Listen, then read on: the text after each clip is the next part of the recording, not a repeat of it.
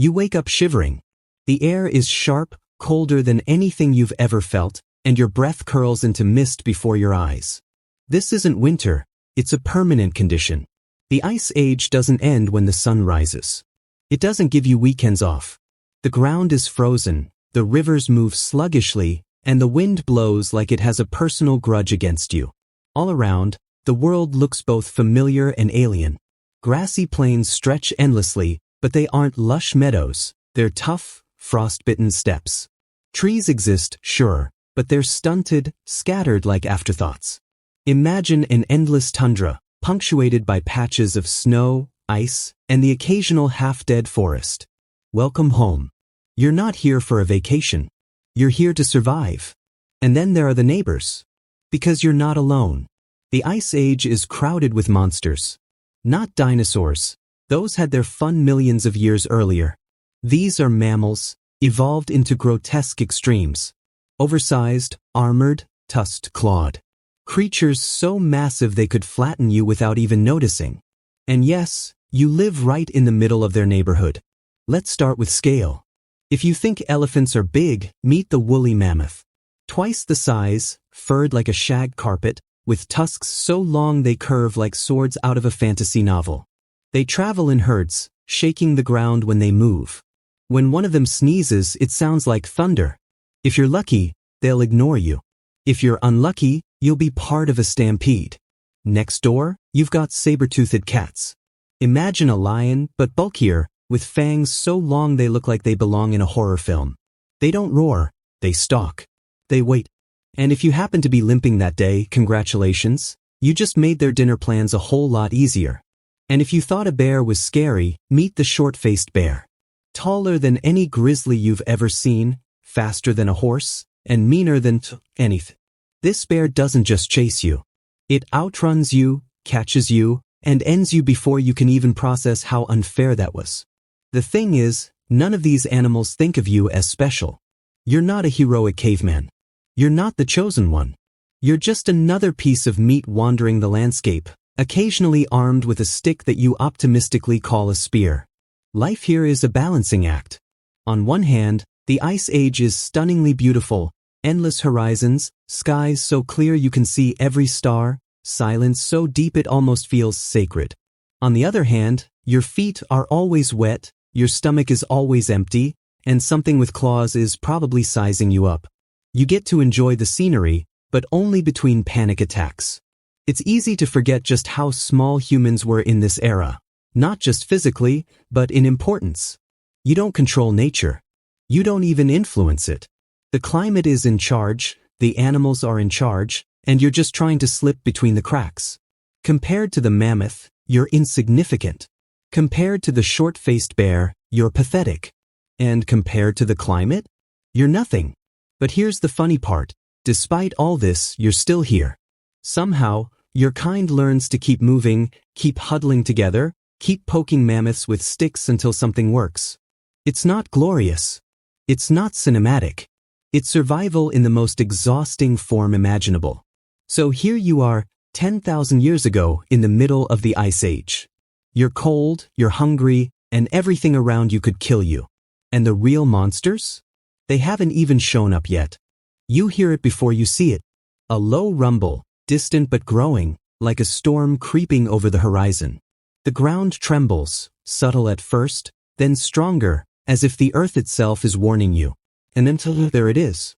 A mammoth. Calling it an elephant feels almost insulting. An elephant is the polite, modern, zoo-friendly version. A mammoth is the unfiltered Ice Age edition.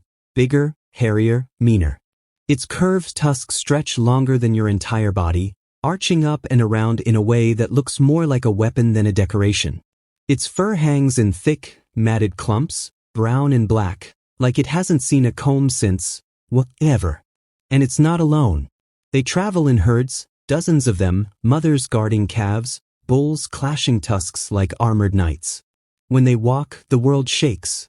When they run, it feels like the earth itself has decided to stampede. If you're unlucky enough to be nearby, congratulations, you've just become a footnote in mammoth history, smeared into the permafrost.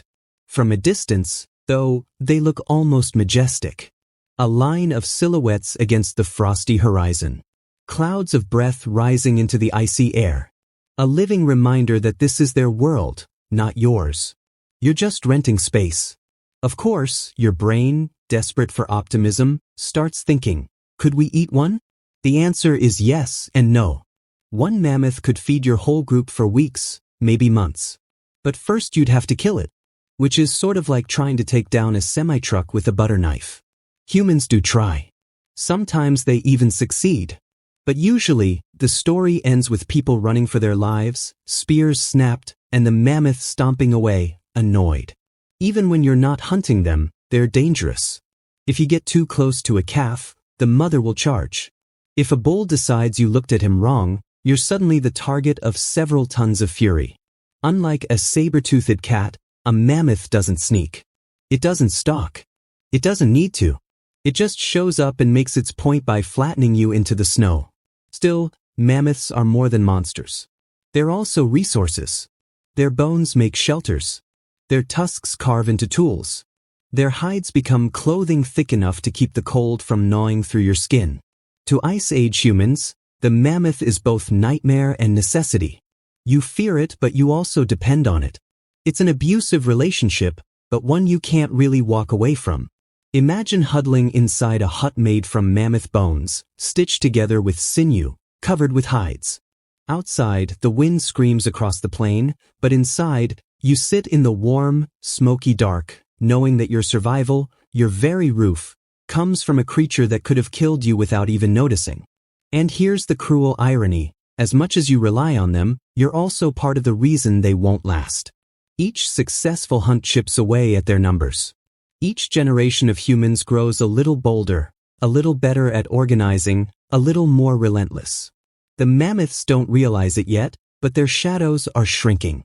For now, though, they still rule. They're the skyscrapers of this flat, endless tundra. Wherever they go, they reshape the land. Their herds carve trails, knock down trees, churn up grasslands. Their dung fertilizes fields. Entire ecosystems pivot around them. You think you're important because you discovered fire? Mammoths alter the planet just by existing. And if you're unlucky enough to walk into their path, well, let's just say, in the Ice Age, it's better to live in a mammoth's shadow than under its feet. You think you're safe now that the mammoths have passed? Think again. Because the Ice Age has more than just lumbering giants. It has elegance, stealth, and teeth designed to rip your face off. Meet the saber-toothed cat. Not just a big cat, not some exaggerated version of your house tabby. This is a predator that makes lions look like confused kittens. Its fangs are enormous, long, curved, and deadly sharp. One snap and you're toast. Literally. The cat's jaws are so wide it can bite through bone like it's chewing bread. And it's not subtle. Saber-tooths are hunters, but they don't chase endlessly. They wait. You might be walking along, thinking the tundra is empty, when suddenly you feel it. The air changes, the shadows stretch differently, and the silence deepens. It's the pause before the punch. You try to rationalize. It probably won't notice me. I'm small. I'm insignificant. That's true. But the saber-tooth doesn't care about your feelings or your self-esteem or how desperately you wanted to live another day. To it, you are protein easily caught if you misstep. And the hunting strategy? It's both brilliant and horrifying. These cats work smarter, not harder. They strike from cover, ambush the weak or injured, and finish with efficiency you could almost admire if it weren't so fatal. Herd animals, like mammoths or bison, can defend themselves with sheer size, but your lunch. Being human in their territory is a constant game of patience and terror. You can hear the distant rustle of leaves, the snap of a branch underfoot, and your stomach drops. Was that wind, or was it the flick of a tail? The twitch of an ear? Every shadow could conceal teeth that can pierce bone with ease. Humans adapt, of course. You carry spears, sharpened rocks, maybe even crafted traps. But it doesn't change the fact that a saber-tooth could still ambush you faster than your brain can process. In some ways, these cats are reminders that intelligence alone doesn't guarantee survival. Brains are only useful if you're not lunch before thinking. There's something almost poetic about them, in a grim sort of way. Elegantly dangerous, sleek fur, muscular legs, and eyes that seem to measure your fear like currency. Their roar is rare but terrifying. Mostly, though, you just hear silence. That silence is worse. It makes your skin prickle. It makes you second-guess every step. It makes the cold air feel heavier. And yet, there's dark humor in it too. You, the clever, upright walking human with your fire and your clubs, still spend more time hiding than hunting. You measure your bravery not by feats of dominance, but by how quietly you can tiptoe across frozen ground without attracting attention. You're not the apex predator, you're the clever snack. In your mind, you run scenarios. What if it attacks? What if it jumps from the rocks? Could you stab it in the throat before it sinks its teeth into your shoulder? Or would it be faster, cleaner, and considerably more final than any death you've imagined? And every so often, when you survive another encounter, you laugh bitterly. Not because it's funny, but because life is cruelly ironic. You, fragile and clever, outsmart a creature that's physically perfect for killing you. You also learn to read the land like a saber-tooth would. Patterns of paw prints, overturned soil, tracks in the snow. Knowing which areas are safe and which are dangerous becomes a daily ritual. Because ignorance is fatal. Curiosity might be admirable, but in the Ice Age, it's a good way to meet your end. So you walk, carefully, constantly aware. Your shadow stretches across the snow, and somewhere, hidden in the rocks or tall grasses, a predator watches, calculating, hungry. And you think, maybe half-jokingly, that all the lessons of evolution, fire, spears, cooperation, have really come down to one thing: avoiding a smile that could literally kill you. The saber-tooth is elegance and efficiency and menace, all rolled into a terrifying package. And in the Ice Age, seeing it smile isn't a privilege. It's a warning. And spoiler alert, it's not good for you. You think the Ice Age is all sharp teeth, horns, and terrifying speed? Think again. Sometimes the monsters are slow. So slow that you almost forget they could crush you in a heartbeat. And then, inevitably, you remember. Enter the colossal ground sloth. Not the cuddly tree-dwelling type you might imagine from a cartoon. This is a hulking beast big enough to tower over you, strong enough to snap a tree trunk like a toothpick, and slow, yes, but with a surprising amount of intent behind each ponderous step. Imagine waking up, rubbing frost from your eyes, and seeing a creature 5 times your height lumbering across the plain. Its claws alone are longer than your forearm, curved like scythes, capable of rending flesh or breaking bones if you're in the wrong place at the wrong time. And it moves like it has all the time in the world, which makes it even creepier. Because when a predator moves slowly, you start to wonder, does it know you're there? And more importantly, does it care? Colossal sloths are herbivores. They eat leaves, shrubs, and the occasional low-hanging branch. But let's not get sentimental. Herbivore doesn't mean harmless. One swipe of those claws could tear through a human with horrifying ease. One misjudged step and you're flattened, crushed beneath tons of muscle and fur. They don't hunt you for sport. They don't need to. You're just an inconvenience in their path. And in the Ice Age, inconvenience can be lethal. Their size is staggering. Standing upright, they could reach the upper branches of the tallest trees. Their fur is shaggy, matted, dusted with frost, giving them the appearance of a moving hill. And unlike mammoths, they move in silence. No rumbling footsteps, no obvious warning. Just a looming shadow growing closer, and suddenly, panic.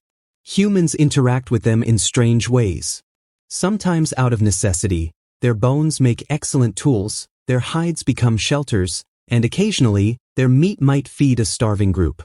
But hunting a colossal sloth? That's ambition bordering on suicidal. Unlike mammoths, which can be corralled or herded, sloths fight back in ways you cannot anticipate.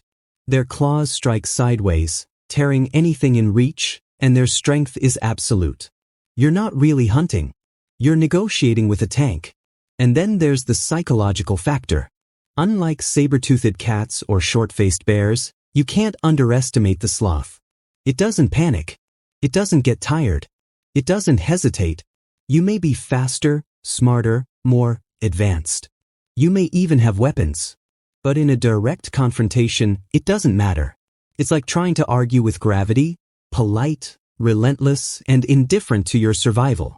You learn to respect them, fear them, and mostly, avoid them.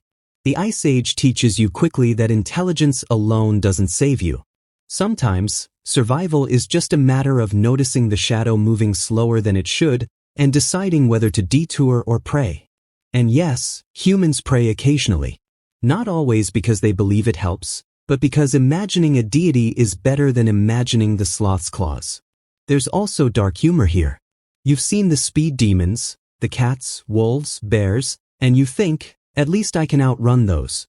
And then the slow-moving nightmare comes along, making you realize that sometimes it's not speed, or cunning, or fire that matters. Sometimes it's just pure, indifferent force. And somehow that's worse. By the end of the day, after glimpses of mammoths, saber-tooths, and other predators, you begin to notice a pattern. The Ice Age is not just about fast and dangerous. It's about overwhelming. It's about creatures so large, so physically perfect, that your species exists only because it learned to tiptoe between the gaps. You survive by noticing the slow danger, the fast danger, and all the ones that don't bother to notice you at all until it's too late.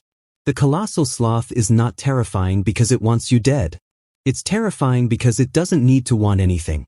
It simply is.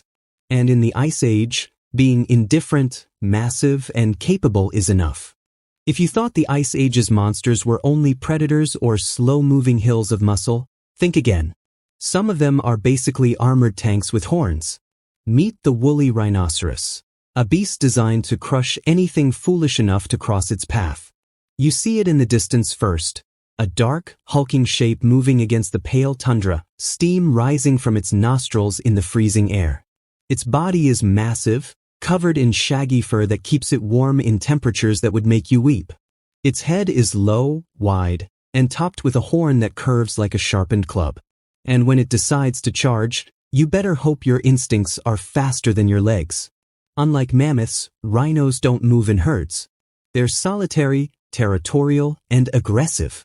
They don't notice you in the way a predator might. They simply consider you part of the landscape. And when they get annoyed, or hungry, or protective, or just bored, they make their displeasure known with a speed and force that's terrifyingly effective. Humans quickly learn 3 things about woolly rhinos. First, don't get in their way. Second, if you do, run faster than you think possible. Third, pray that the horns are aimed somewhere else. Because one charge, one unlucky swipe, and the flat tundra suddenly becomes your coffin. They're not subtle. There's no stalking or ambushing. No careful measurement of prey. Their method of survival is blunt and efficient. Move, defend, destroy anything that interferes. And yet, despite all that, there's a strange, almost comical majesty in their presence. They are living battering rams, armored and furious, and somehow the cold and barren landscape seems made for them. You, on the other hand, are just a nervous observer, hoping your luck holds. Woolly rhinos also give humans an odd sense of respect. You can't fight them head-on. You can't negotiate. Your only real options are avoidance, observation, or creative tactics. Ice Age humans do sometimes attempt to hunt them, but only with elaborate traps, fire, or overwhelming numbers. Direct confrontation is basically signing your name on the death list. If you're lucky, you'll get a few scraps of meat. If not, well, at least your story will be short. Their horns, of course, become tools for humans later, if you survive long enough to carve or carry them. And their hides are priceless for warmth, woven into shelters or worn as clothing. In a cruel twist of irony, the very creatures that could kill you in seconds also provide the things that might help you survive another day. It's a complicated relationship, fear, dependency, and occasional utility, all wrapped in a thick, furry package. The Ice Age has a way of teaching perspective. You start noticing patterns, which way the wind blows, which ground is stable, which shadows hide danger. Woolly rhinos force you to pay attention because mistakes are fatal. They remind you that size and strength are survival strategies and that intelligence, while helpful, isn't always enough. And then there's the dark humor, humans, clever and upright, walking across frozen wastelands with sticks and stones, trying to outwit a creature designed to squash everything that moves. You can see the absurdity if you step back. It's like watching a toddler arm wrestle a tank. And yet, somehow, this is your life. Every day, the Ice Age throws these absurdly massive, terrifyingly indestructible creatures at you, and somehow you dodge them. Sometimes by luck, sometimes by skill, sometimes by a combination of both. By the time you leave the rhino's path, your heart is racing, your legs ache, and your brain is a little fried. And you think, maybe half jokingly, maybe half seriously, that the Ice Age is less about survival and more about humility. Nothing in this frozen world cares about you. Everything is bigger, faster, stronger, and indifferent. And the woolly rhino is the perfect embodiment of that lesson. Unstoppable, solitary, and ready to remind you that you are, at best, a nuisance. In the grand tapestry of Ice Age life, woolly rhinos are the bulldozers. They plow through the land and everyone who forgets they exist. And if you're foolish enough to get in their way, you'll find out just how literal that is. If you thought speed alone could save you in the Ice Age, meet the dire wolves.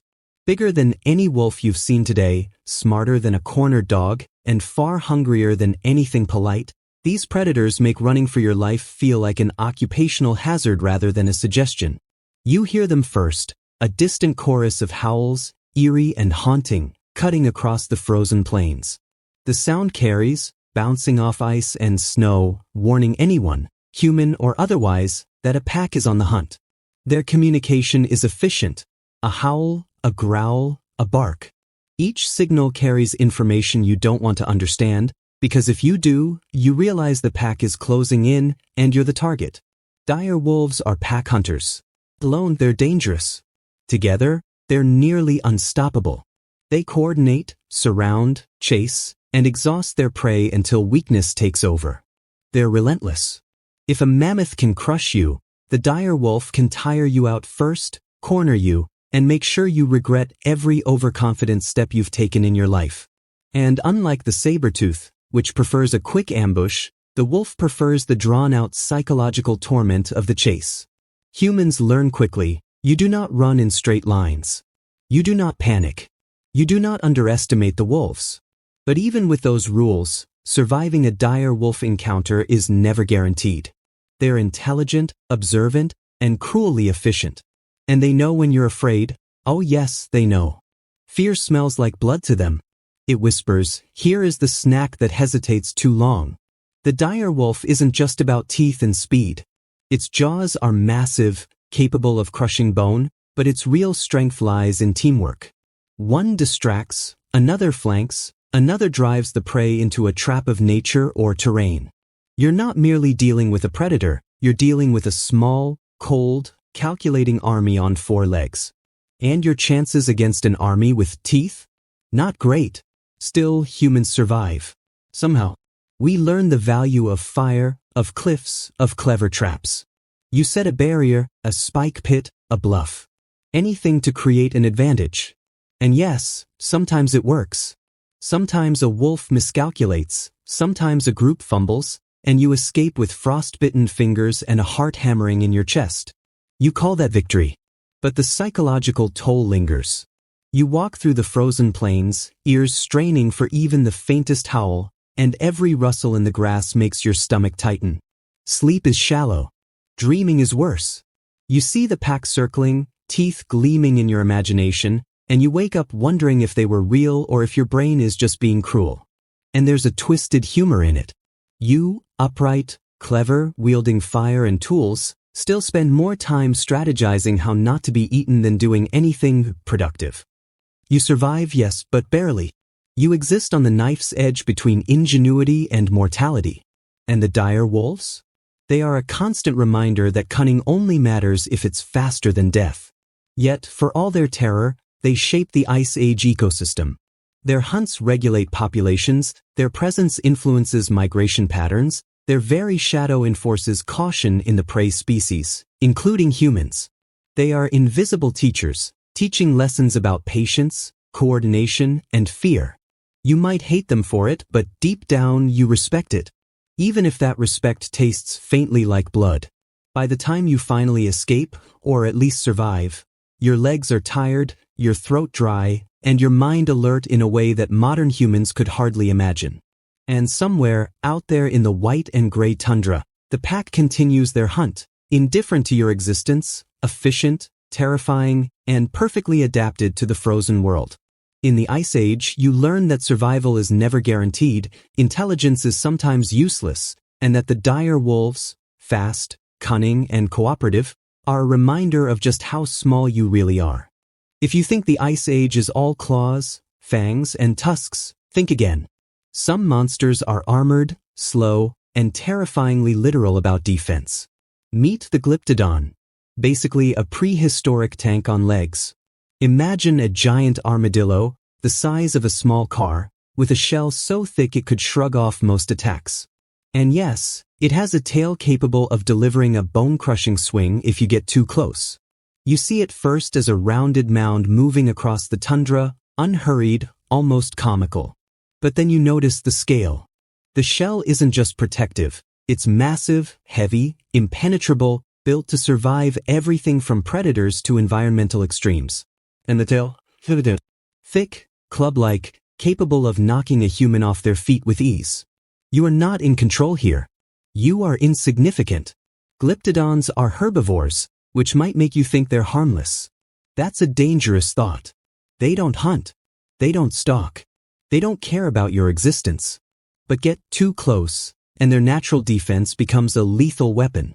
Unlike a saber-tooth or a dire wolf, which kill for survival, the Glyptodon kills, or maims, out of pure, mechanical inevitability. You are just an object in its path, a mistake in its trajectory. Humans of the Ice Age quickly learn avoidance is key. Hunting them? Possible, but rarely successful. You need elaborate traps, cunning, and more than a little luck. A spear will bounce off the shell, rocks are useless, and even fire is only partially effective. One wrong move, and your hunt becomes your death certificate. It's not aggressive, it's indifferent. But in the Ice Age, indifference can be fatal. The Glyptodon also shapes the environment, more subtly than mammoths or rhinos, but no less significantly. Its grazing patterns affect plant growth, its movements carve paths across the tundra, and its presence keeps predators and humans alike on alert. You start noticing patterns, where they travel, how they respond to disturbance, what keeps them placid. It becomes a study in patience, observation, and respect for sheer physical inevitability. There's dark humor here, if you squint. You, clever human, walking across frozen plains with a spear and a plan, trying to influence creatures whose very biology is an ironclad survival manual. You survive by tiptoeing around a walking fortress, pretending that cleverness might somehow give you leverage. In reality, you're negotiating with a mobile boulder. And yes, sometimes, sheer luck is your best weapon. And then there's the tail. One swipe, one miscalculated curiosity, and you're flattened, bruised, or dead. The Glyptodon doesn't strategize, doesn't get bored, doesn't hesitate. It simply exists in its enormous, unstoppable way. That alone makes it terrifying. Speed doesn't matter. Intelligence doesn't matter. Size and armor do. And in this frozen, hostile world, those are the traits that rule. Despite all this, humans do interact with them cautiously. Bones and shells become tools, armor, and sometimes even rudimentary shelters. You might walk past a herd, noticing their pattern, learning what you can from their indifference, all while praying that curiosity doesn't get you too close. It's a delicate dance. Study without provoking, survive without interfering, respect without fear overtaking you. By the time you leave the Glyptodon behind, you realize something important about the Ice Age. It's not only about the swift, the sharp, or the massive. It's about the impossible. It's about creatures so perfectly built for survival, so indifferent to your cleverness, that merely existing is a statement. You, the human, adapt, learn, and survive, not because you're stronger or faster, but because you navigate the margins of inevitability with patience, caution, and a little luck. The Glyptodon teaches a simple but brutal lesson. In a world where everything could kill you, it's often the quiet, armored ones that do the most damage. You step carefully. You watch. You hope. And you continue walking, knowing that the Ice Age never forgives mistakes. You think you've seen terrifying predators? Think again. The Ice Age has a bear that makes even the most fearless human pause and reconsider every life choice. Meet the short-faced bear, a creature so massive, so fast, and so terrifying that bear barely begins to describe it. Standing upright, it's taller than a man, heavier than a horse, and wider than your hut. Its limbs are long and muscular, designed for speed and power. Unlike modern bears, which lumber and forage, the short-faced bear is built for killing. Its jaws are enormous, teeth sharp, and its bite? Catastrophic. One clamp could crush a human like a twig. And here's the worst part, it's fast. Really fast. You might think you can outrun a bear, but the short-faced variety laughs at your legs. It can sprint at speeds rivaling horses and maintain that pace longer than you'd like. There's no cleverness, no hunting strategy needed. It simply runs, and if you're in its way, you're toast. Its diet is opportunistic, which makes humans part of its menu. Sometimes it scavenges, sometimes it hunts. And when it hunts, the whole Ice Age knows. It doesn't waste energy. It takes what it wants. If that happens to be you, consider it an educational experience in humility. Humans learn quickly. Do not stumble into its territory. Do not provoke it. Do not even think about trying to fight it. Weapons and fire matter little when confronted with raw, concentrated power and speed. Your only real option is awareness, spotting it before it spots you, and even then, escape is not guaranteed. The short-faced bear is terrifying not just for its physical attributes but for its indifference. Predators like the saber-tooth or dire wolf have methods. They think plans stuck. This bear? It exists. It dominates. It runs. And it doesn't care about you at all. You are merely a potential snack along the way. There's dark humor here if you're inclined to see it. You, clever, upright, intelligent human walking across frozen plains with sharpened stones, trying to assert control over your environment, only to realize that raw power laughs at intellect. You adapt, survive, learn strategies, but sometimes sheer size and speed are unbeatable. Intelligence is consolation, not defense. Humans often rely on terrain to survive encounters. Cliffs, caves, trees, anything that can slow down the bear. They coordinate, they distract, they make noise, but it's all secondary to avoiding the bear in the first place. Even a moment's lapse in attention could be fatal. The Ice Age is unforgiving, and the short-faced bear is its embodiment. You might watch one from afar, noting its massive shoulders, thick neck, and imposing stance. You might marvel at its power, and then you remember, it could sprint from here to there and crush everything in between. Admiration is fleeting. Survival takes precedence. And yet, humans do learn from it. We develop strategies, observe behavior, and sometimes, rarely, manage to survive encounters that would have killed less clever prey.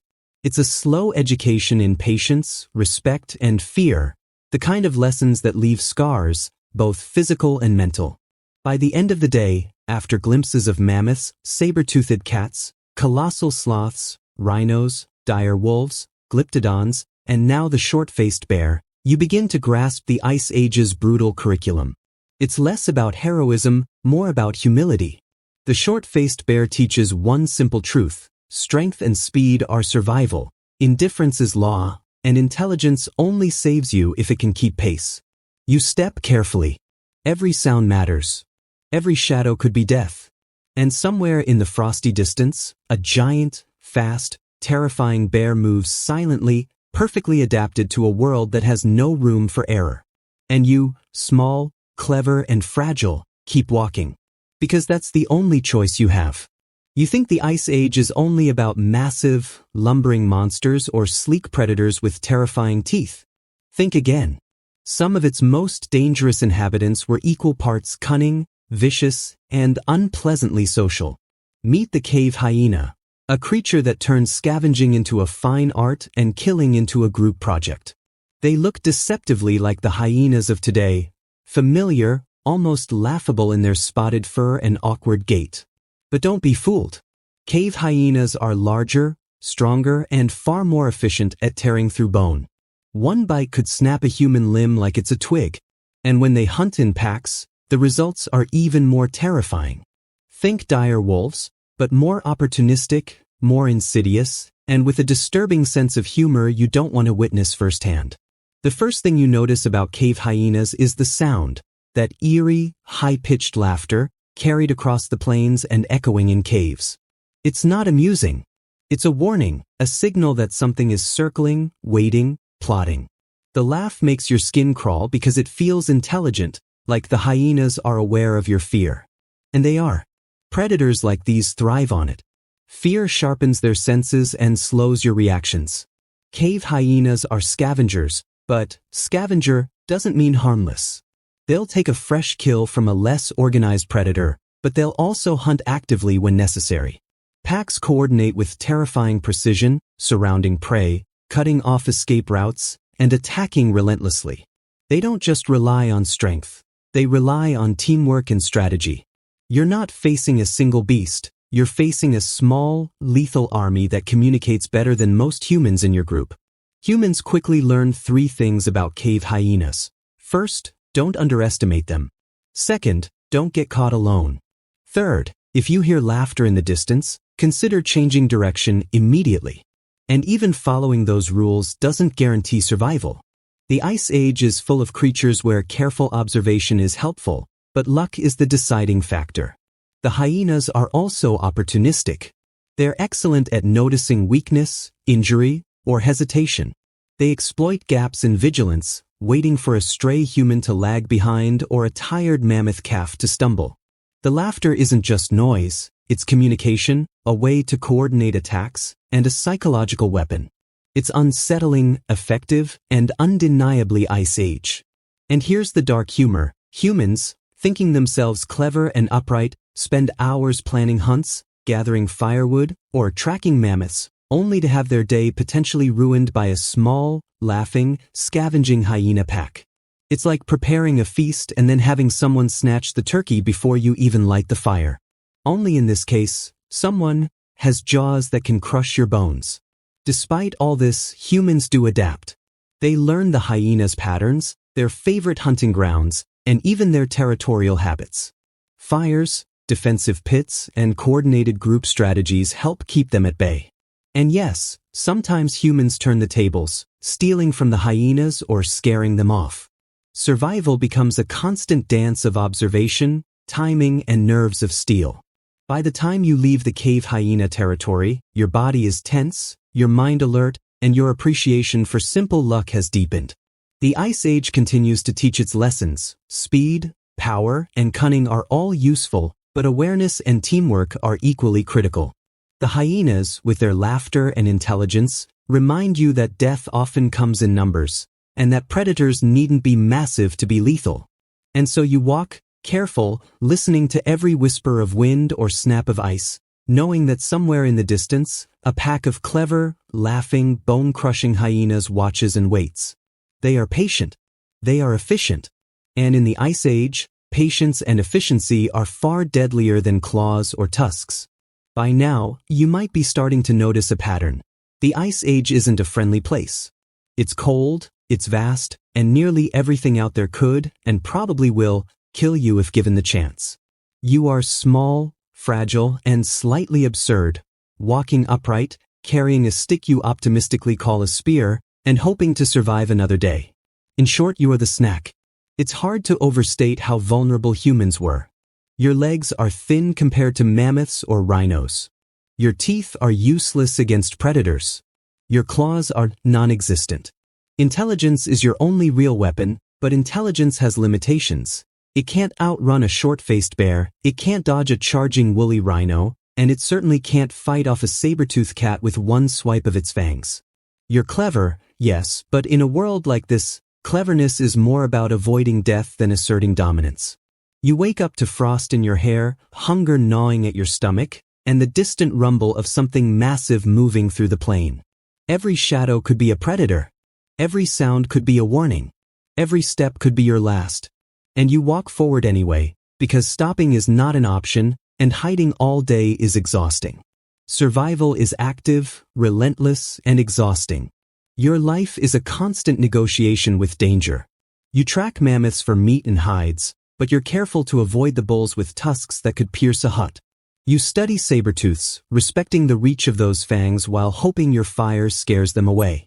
You glance at colossal sloths, rhinos, and short-faced bears, and quickly decide that discretion is the better part of valor. And all the while, you listen for the laughter of cave hyenas, aware that numbers and cunning can be as deadly as sheer size. Being human in this world is a delicate balance between observation, action, and luck. You learn to move carefully, to read signs in the snow, to notice every paw print, every tuft of fur, every slight movement in the wind. Ignorance is fatal. Hesitation is fatal. Boldness without reason is even more fatal.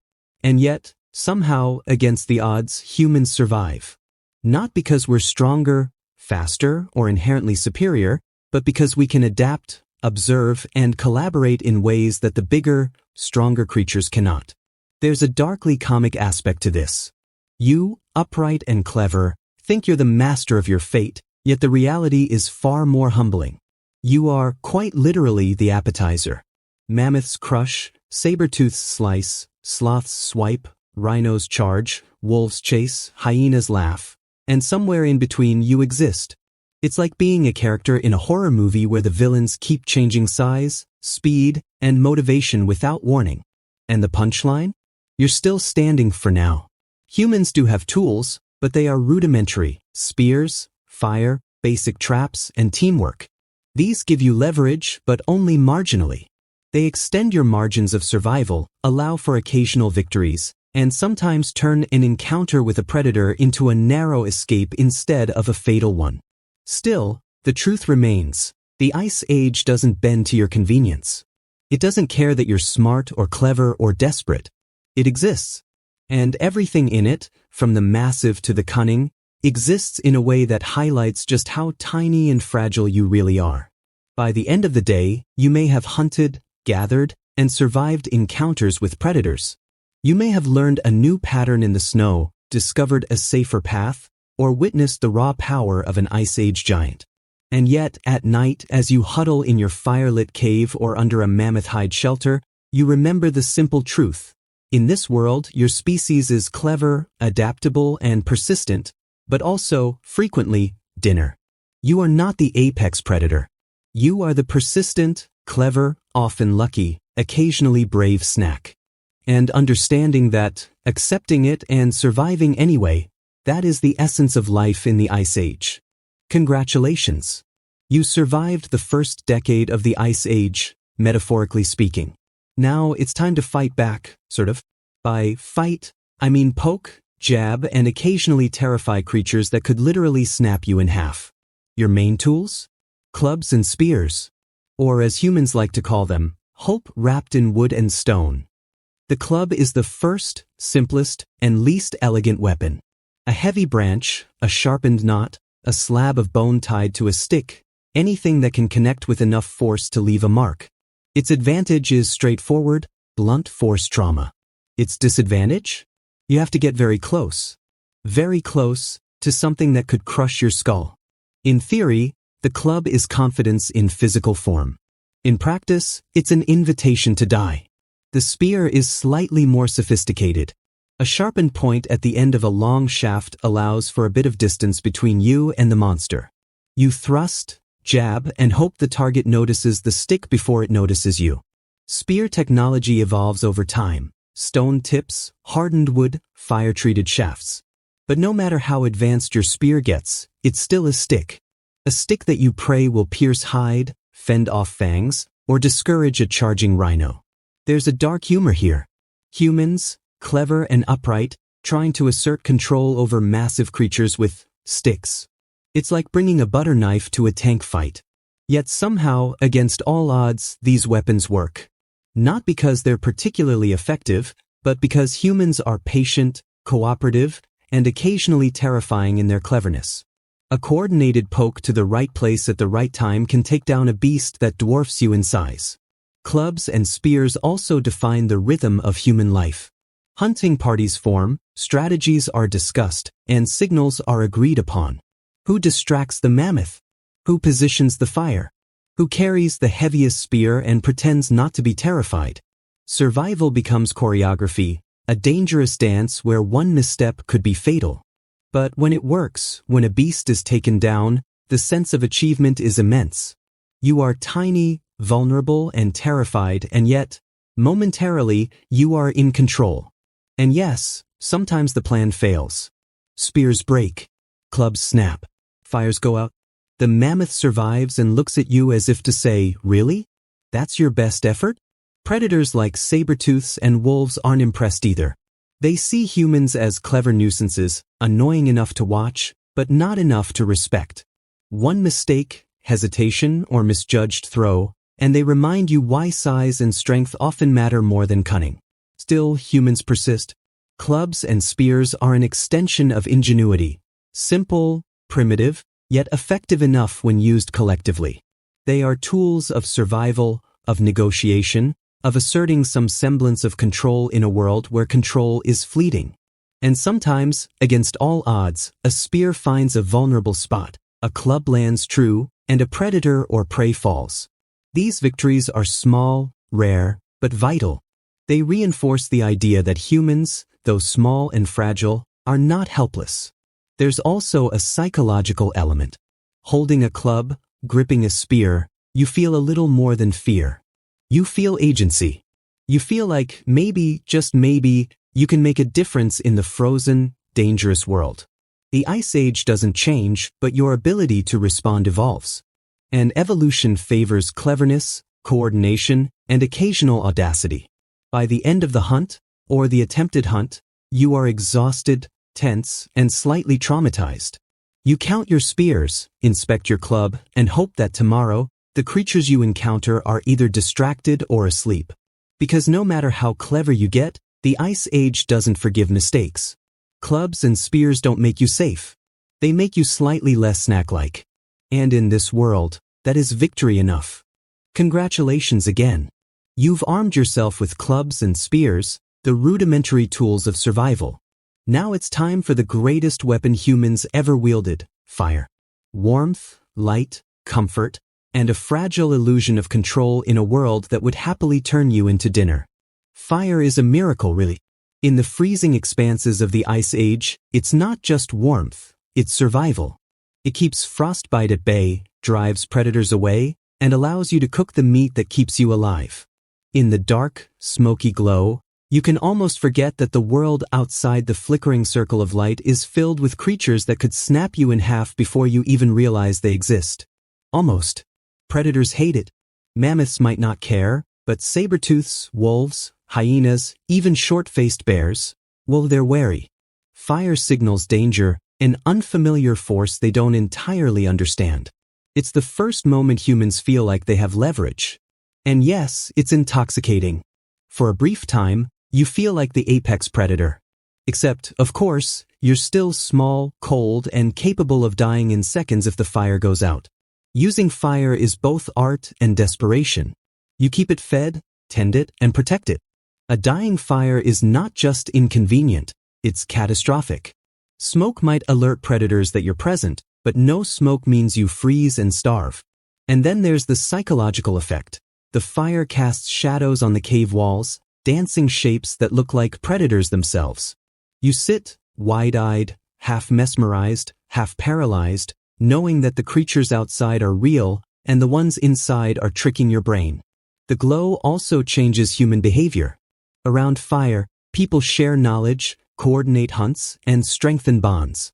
The Ice Age is brutal, and cooperation is survival. Fire becomes the center of everything, planning, eating, storytelling, and sometimes laughing nervously when the wind howls through the cracks in your shelter. Without it, the Ice Age is merciless. With it, there's a fragile sense of hope. Yet, fire is imperfect. Sparks die. Logs smolder without heat. Wind howls through caves and tents, threatening to snuff out your hard-won protection. You panic, feed the flames, curse the wind, and pray that tonight isn't your last night. because predators will take advantage of a lapse in attention. A saber-tooth might linger. A hyena might creep closer. Even a curious mammoth could wander into your perimeter and destroy everything.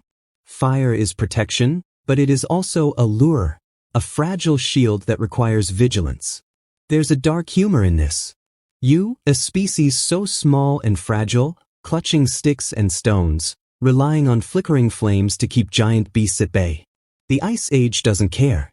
It's not impressed by ingenuity or bravery. It's only impressed by survival.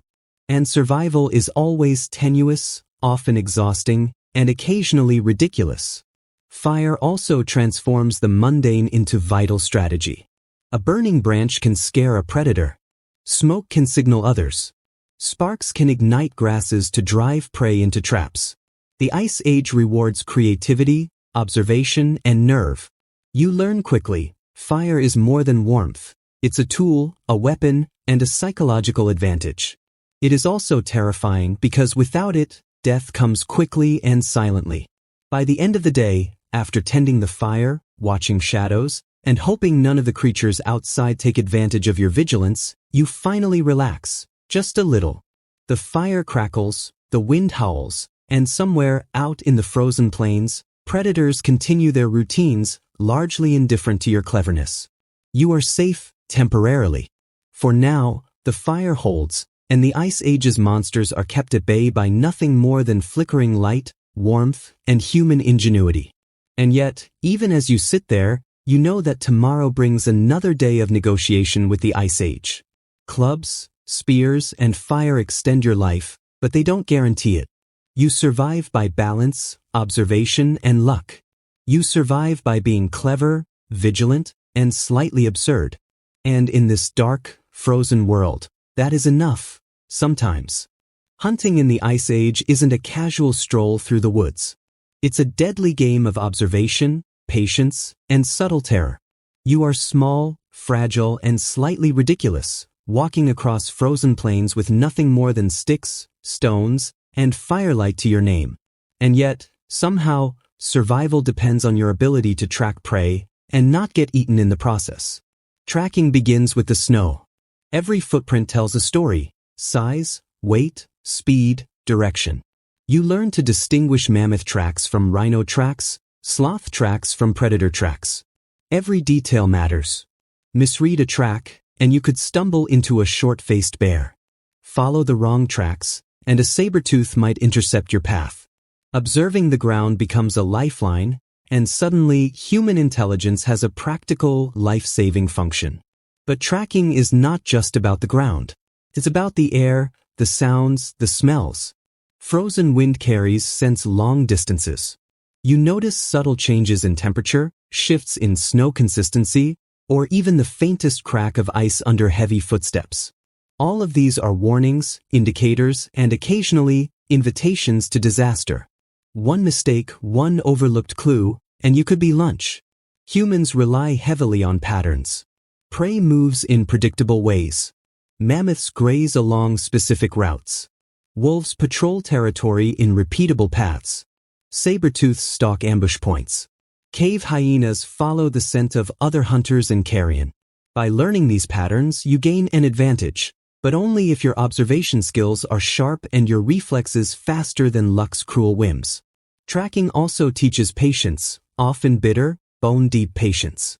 You spend hours, sometimes days, following footprints, watching from afar, calculating distances and angles. You wait for prey to tire, to stray from the herd, or to make a mistake. Sometimes, you wait so long that your body aches, your stomach growls, and your mind begins to invent threats that don't exist. That, by the way, is normal. The Ice Age has a way of bending reality, making shadows look like predators and whispers of wind feel like teeth. There's dark humor here. You, clever, upright, armed with sticks, fire, and nerves of steel, spend hours stalking a creature that could kill you instantly if it noticed you too soon. You move cautiously, observe meticulously, and whisper encouragements to yourself like a motivational speaker for people about to be eaten. And yet, it works. Sometimes. Occasionally. Enough to keep the species going. The tools of tracking are simple but effective. Fire can flush prey into traps. Spears and clubs are poised for calculated strikes. Traps and pitfalls turn geography into allies. But no amount of technology replaces observation. You must read the land, read the tracks, read the behavior of animals. Intelligence, patience, and timing are as crucial as speed or strength. And then there's the psychological toll. Tracking prey keeps your senses taut, your adrenaline humming, and your mind focused on survival in ways modern humans rarely experience. One distraction, a shift in the wind, a misread shadow, and the hunter becomes the hunted. You sleep lightly, think constantly, and even in rest, your brain catalogs patterns, movements, and dangers. By the time the hunt concludes, whether successful or not, you are exhausted, tense, and sometimes elated. A successful hunt can feed your group for days. A failed hunt is a reminder of vulnerability. Either way, tracking teaches the essential Ice Age lesson. Survival is never passive. You must engage, observe, adapt, and anticipate. And through it all, the dark, cold humor persists. You, the clever little human, tiptoe through a landscape of monsters, reading the snow like a book, hoping that your tiny intelligence can outmaneuver creatures thousands of times stronger. It's absurd. It's terrifying. And somehow it works. Occasionally, tracking prey is more than a skill. It's a lifeline. And in the Ice Age, that lifeline is the difference between dinner and survival. Hunting in the Ice Age isn't about brute strength alone. It's about cunning, coordination, and an almost absurd level of patience. If you thought being human gave you safety, think again. Your main advantage isn't muscle or teeth, it's strategy. And in a world full of monsters, strategy is the difference between survival and becoming a statistic. Ambushes are the Ice Age's great equalizer. A pack of humans can bring down creatures that dwarf them, creatures designed by evolution to kill anything smaller and slower. The principle is simple: strike when the prey is vulnerable, attack from cover, and coordinate so that every movement counts. Timing is everything. Hesitation is fatal. Overconfidence? That's just a fast track to dinner. You find a suitable spot, a depression in the snow, a grove of frost-covered trees, a rocky outcrop, and position yourself carefully. Firelight can be used to distract, shadows to conceal, and terrain to your advantage. Every member of the group knows their role. Some flank, some drive, some hold the rear. Communication is subtle: gestures, whispers, eye contact. You can't afford to shout. Even the slightest noise could alert the predator or spook prey.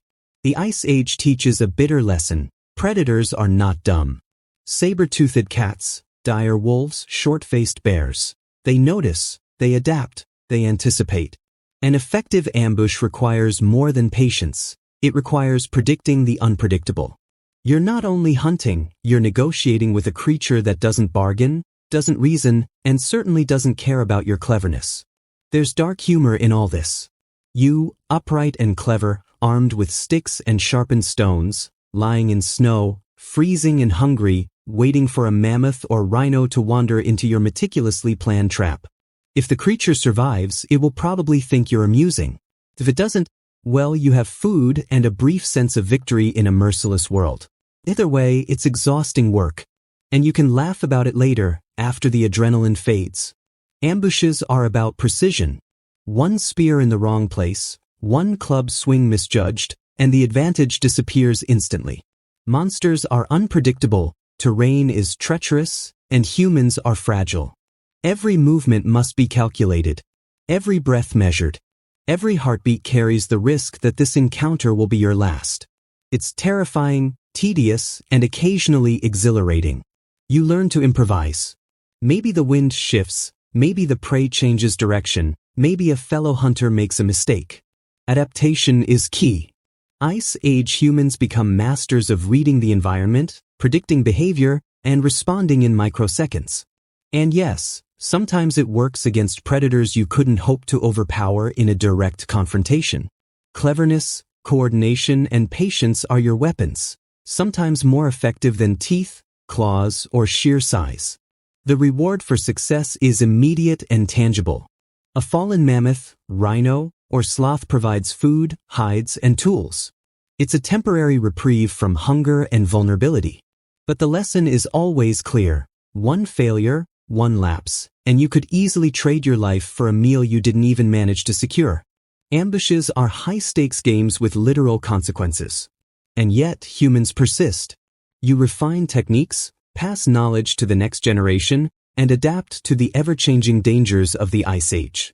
Ambushes teach you patience, teamwork, and respect for the creatures you hunt. And they reinforce the cruel humor of the world. Even when you win, you remain painfully aware of how close you came to losing. By the end of the ambush, successful or not, you are exhausted, alert, and slightly traumatized. You have survived, momentarily, thanks to cleverness, strategy, and coordination. But tomorrow, the Ice Age continues. More creatures, more dangers, more lessons. Strategy keeps you alive, but only just. And in this world, just surviving is an achievement worthy of quiet acknowledgement. If the Ice Age teaches one lesson above all, it's this: you cannot survive alone. Not really. Not for long. Monsters, cold, hunger, and exhaustion demand collaboration. Your species' greatest weapon isn't the spear, the club, or even fire, it's each other. Cooperation is survival. And community is your fragile shield against extinction. Humans learn to live in groups, not because it's sociable, but because it's practical. A single human is a snack, a group is a threat. Herding together provides warmth, protection, and manpower for hunting. Each individual contributes something. Some are scouts, some are hunters, some are keepers of fire, others are gatherers. Everyone plays a role. Everyone is needed. Without the group, you are almost certainly doomed. There's dark humor here, naturally. You're smart, capable, and upright, yet your survival hinges on cooperating with other equally nervous, hungry, and fragile humans. You rely on their judgment, patience, and occasional bravery, or at least their ability not to panic.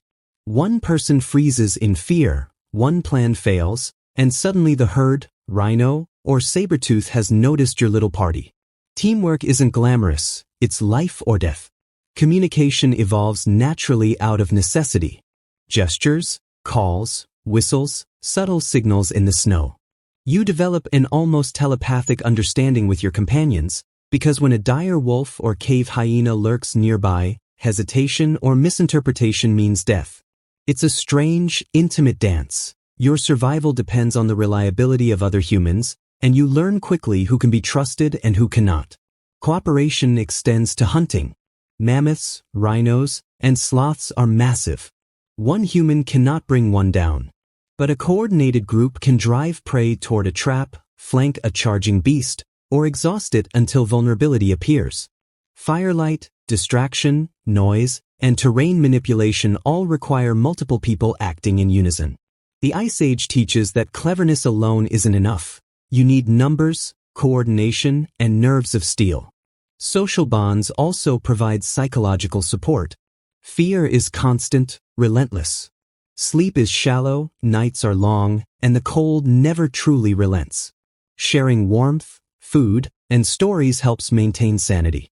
Around a fire, humans reinforce trust, plan, and sometimes laugh nervously at the absurdity of their fragile existence.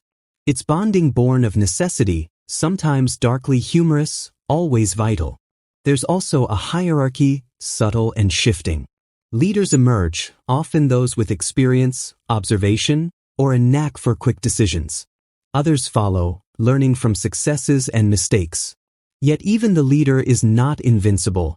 Power doesn't exempt you from the dangers outside the firelit circle.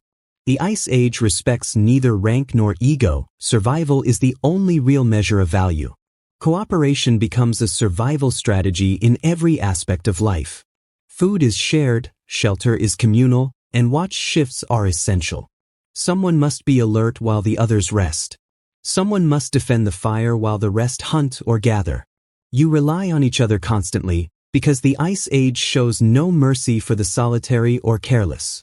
By the end of the day, you realize just how fragile individual humans are. Alone you are prey. Together, you are a temporary threat. Temporary, because the Ice Age never sleeps, never forgives, and continually tests your intelligence, courage, and coordination. But for now, for the moment, cooperation and community are enough to keep the group alive. And perhaps that is the most remarkable thing about your species. Small, fragile, and absurd, you survive not because you are the strongest, but because you can work together, adapt, and persist. The Ice Age throws enormous, deadly creatures at you. It freezes your world, starves you, terrifies you. But together, you endure. Sometimes. And in that endurance, however precarious, there is triumph. Surviving the Ice Age isn't just about spears, fire, or clever traps. It's about what goes on in your head while everything outside wants to kill you. Your mind becomes both your most powerful weapon and your most fragile weakness. Welcome to the psychology of survival. Fear is constant. It seeps into every corner of your consciousness.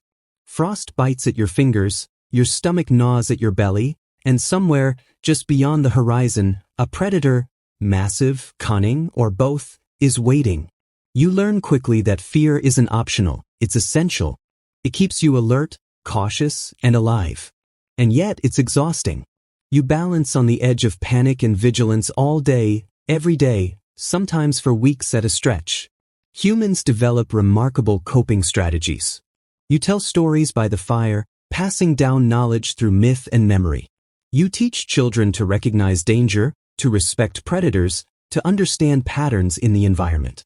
You joke quietly among yourself, dark humor becoming a psychological lifeline. The Ice Age is terrifying, and sometimes laughter, nervous, ironic, absurd laughter, is the only way to remind yourself that you're still human. Sleep becomes a calculated risk. Too deep, and you might miss a predator creeping into your camp. Too light, and exhaustion erodes your reflexes and judgment. You learn to rest with one eye open, figuratively, sometimes literally, trusting others in your group to take turns standing watch.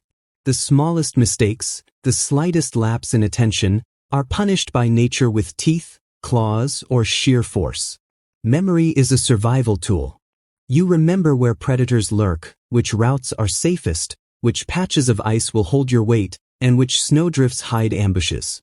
Forgetting is dangerous. Confusion can be fatal. Observation is mental discipline honed over years, sharpening instincts beyond what modern humans can easily imagine. And as with all Ice Age skills, it comes with a side of relentless stress. There's a dark humor in all of this. You're clever, upright, and capable of complex thought, yet your primary occupation is surviving, constantly anticipating your own death. Every decision is a negotiation with the indifferent universe. You choose where to step, what to eat, how to move, and whether to sleep, all under the shadow of creatures that could end your life in a heartbeat. You are perpetually absurd, perpetually vulnerable, and occasionally triumphant. Social interaction also shapes survival psychology. Trust is earned quickly and tested continuously. A panicked or reckless companion can jeopardize the entire group. Cooperation is mental as much as physical. Your ability to read the moods, intentions, and reliability of others is as critical as your ability to wield a spear or tend to fire. Humans survive in packs because they are psychologically adaptive, not just physically capable. The mind also learns anticipation. Every gust of wind, every snapping branch, every distant howl is a cue. You calculate probabilities, estimate distances, predict reactions. Every movement outside your immediate perception must be interpreted and acted upon. And yet, unpredictability remains. The Ice Age does not negotiate. It does not explain. It does not care. Your calculations are guides, not guarantees. By the end of the day, or night, your mind is exhausted. Alertness blurs into paranoia. Sleep, food, warmth, companionship, and fire are all temporary reprieves from the constant vigilance required to survive. The Ice Age isn't just physical, it's psychological. It shapes how humans think, perceive, and react. It forces a constant, high-stakes awareness that defines existence. And yet, this psychological pressure also explains humanity's remarkable endurance. Small, fragile, and absurd, humans persist. Not because they are the strongest, fastest, or deadliest, but because their minds adapt. Fear sharpens, observation guides, social bonds reinforce, and cleverness, however modest, extends life. Survival is never guaranteed, but thinking, anticipating, and enduring makes it possible. The Ice Age is a teacher, relentless and merciless. Its lessons are learned in frost, fear, hunger, and death. And in that dark classroom, humans emerge, perpetually on edge, perpetually clever, and perpetually alive. Occasionally, night in the Ice Age is a different kind of terror. The sun dips below the horizon, temperatures plummet, and shadows stretch across the frozen plains. Darkness is absolute, merciless, and filled with things that can end your life before you even realize they exist. You, clever human, armed with spears, clubs, and a flickering fire, suddenly feel very small. Very, very small. Predators become emboldened at night. Dire wolves, cave hyenas, and short-faced bears take advantage of low visibility. Their senses, smell, hearing, even the faintest vibration in the snow, outmatch yours. They know you are awake, moving, breathing, and vulnerable. And unlike the predators of day, night creatures can stalk silently, watching from shadows, waiting for a mistake. Even the cold is a predator. Frost creeps into exposed skin, saps energy, and dulls reflexes. Sleep is a calculated risk. Close your eyes, and you might miss an approaching threat. Stay awake too long, and your mind and body falter from exhaustion. Nights become exercises in vigilance, patience, and mental endurance, a quiet battlefield where every sound is a warning and every shadow could be a killer. Humans develop strategies for surviving nighttime hazards. Fire is central. Its glow illuminates the perimeter, keeps creatures at a cautious distance, and provides warmth that combats the relentless cold. But fire is fragile. Wind, snow, or careless handling can extinguish it in seconds. Without it, the darkness becomes immediate, total, and potentially fatal. You sleep lightly, rotate watch shifts, and pray that your companions are as alert as you are. There's dark humor here, of course. You are upright, clever, intelligent, capable of planning, crafting, and surviving against impossible odds. But your nightly routine often involves crouching in a cave, shivering, listening to distant howls, and hoping that nothing notices your meager group. Fear and strategy intermingle. One misplaced footstep could turn you from observer to main course. And yet, somehow, humans endure. Nighttime also magnifies psychological strain. The quiet amplifies every noise, dripping water, shifting ice, distant rustles. Your imagination fills in gaps, sometimes correctly, sometimes disastrously. Shadows appear monstrous even when nothing lurks there. Every gust of wind becomes a predator. Every cracking branch is a potential fatal mistake. Sleep is a fragile truce, broken at any moment by nature's cruelty. Predators use the night to their advantage. Wolves coordinate silently, moving unseen across snow. Hyenas stalk in packs, capitalizing on fear. Saber-tooths hunt with patience, waiting until prey is weakened or disoriented. Even herbivores can become dangers. A startled mammoth or charging rhino in darkness leaves little room for escape. Nighttime is unpredictability incarnate. Yet humans adapt. Eyes learn to catch movement in dim light, ears sharpen to faint signals, and experience teaches when to act and when to freeze. Camp layouts are deliberate. Fire at the center, perimeter watchers, escape routes pre-planned. Every element is a calculated attempt to push back against a night that wants nothing more than to erase you.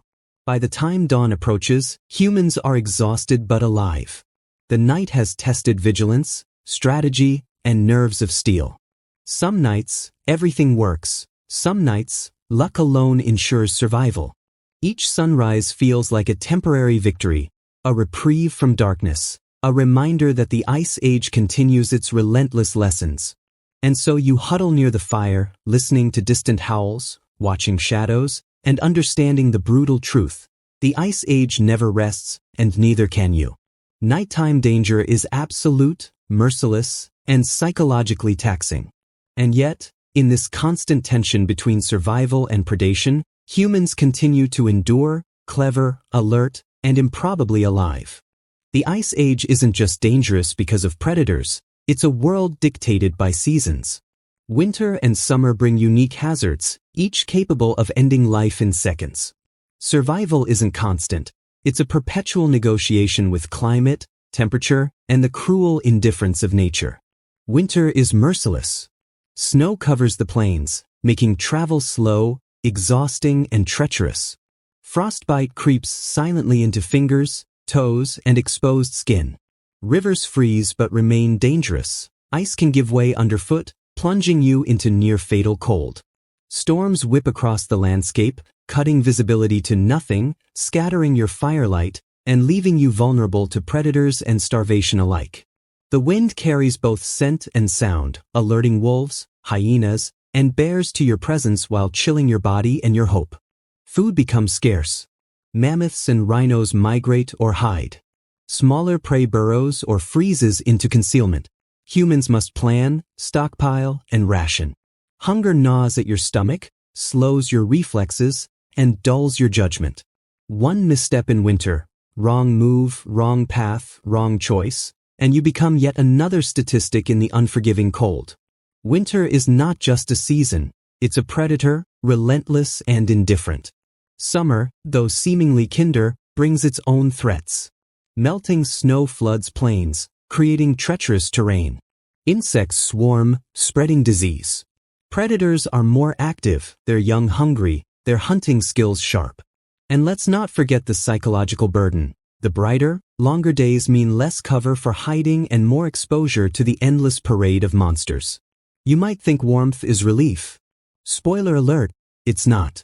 It's just a different kind of danger. Humans adapt. Winter forces cooperation, shared warmth, rationed food, and planned hunts when prey is available. You track frozen patterns, learn migration routes, and develop techniques for fire and shelter that can survive storms. Summer teaches mobility, observation, and vigilance in exposed terrain. Each season is a lesson in flexibility, patience, and the relentless necessity of adaptation. There's a bitter humor in it. You, clever human, capable of complex thought, walking upright with your stone tools, must now strategize around something as mundane and uncontrollable as weather. And yet, failure to adapt is fatal.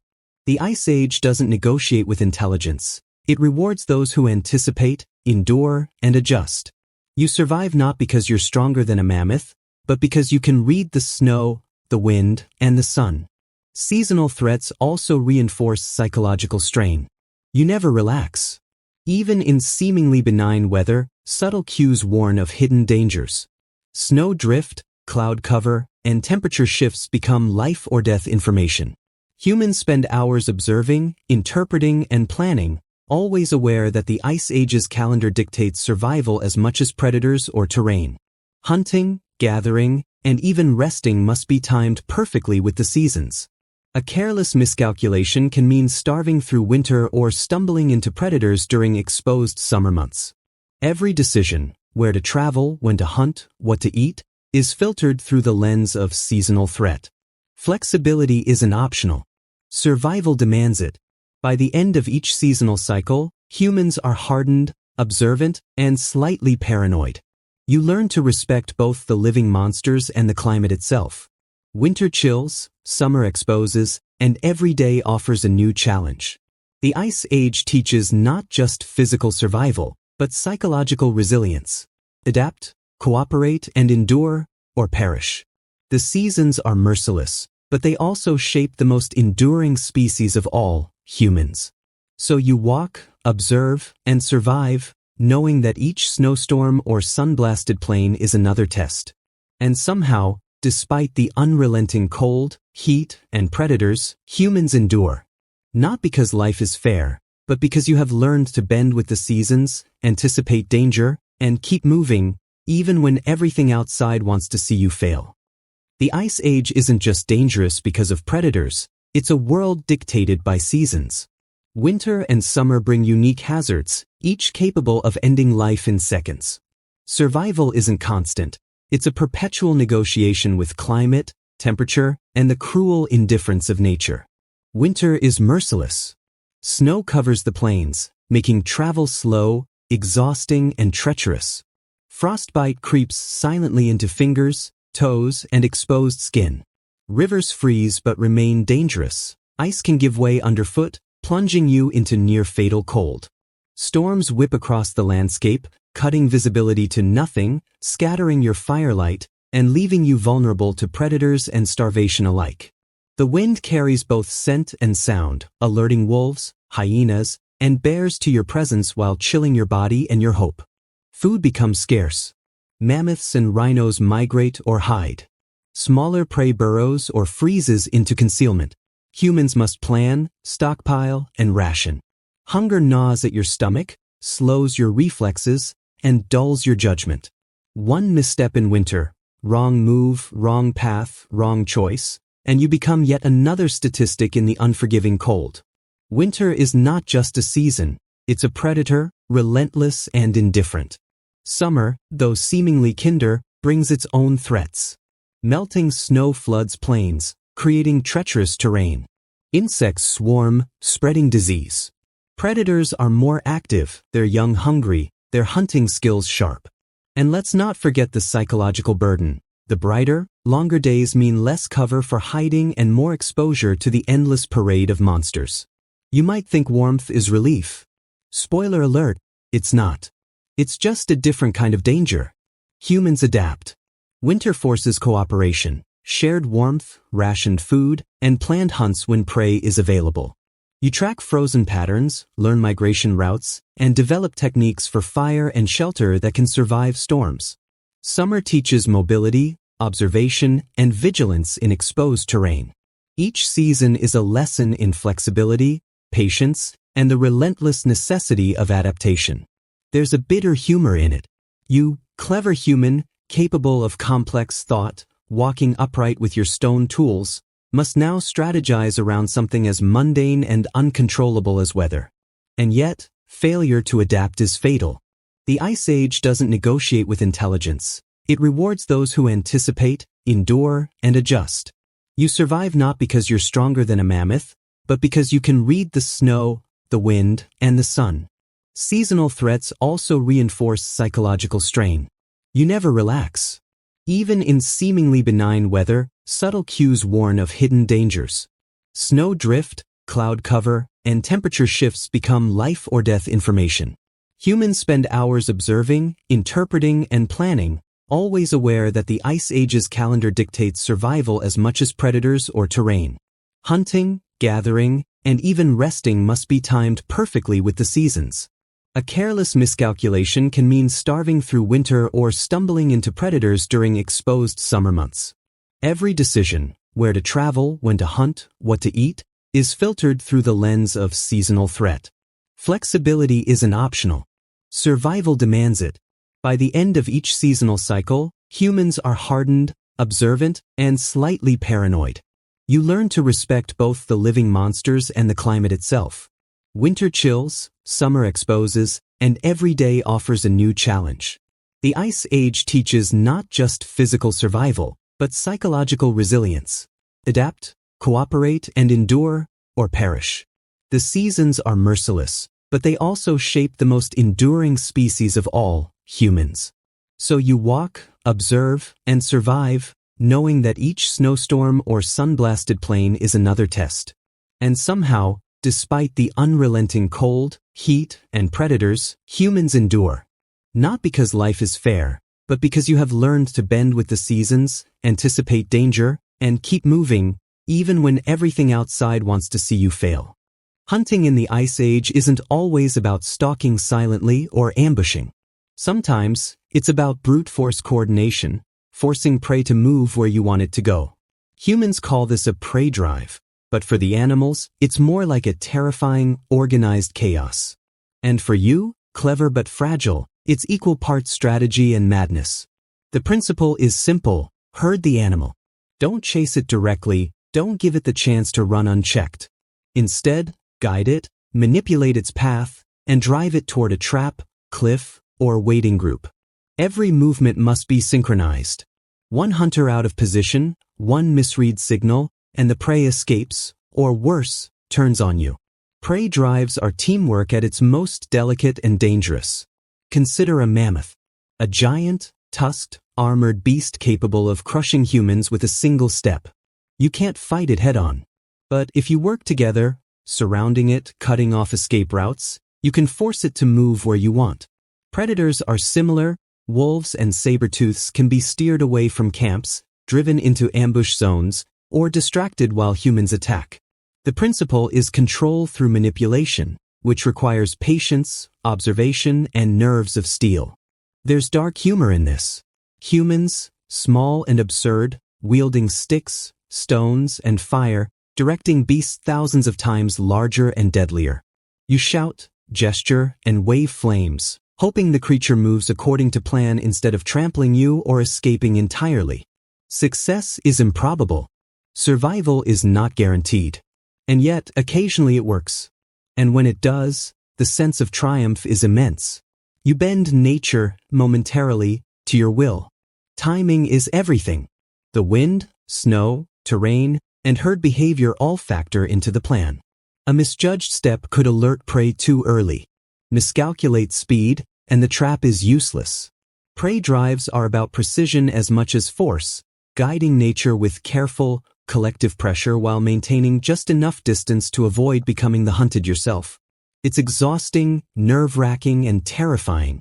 Humans also develop clever tools for prey drives. Fires are set along paths to guide movement. Noise and distractions manipulate direction. Terrain is studied and leveraged to create natural funnels.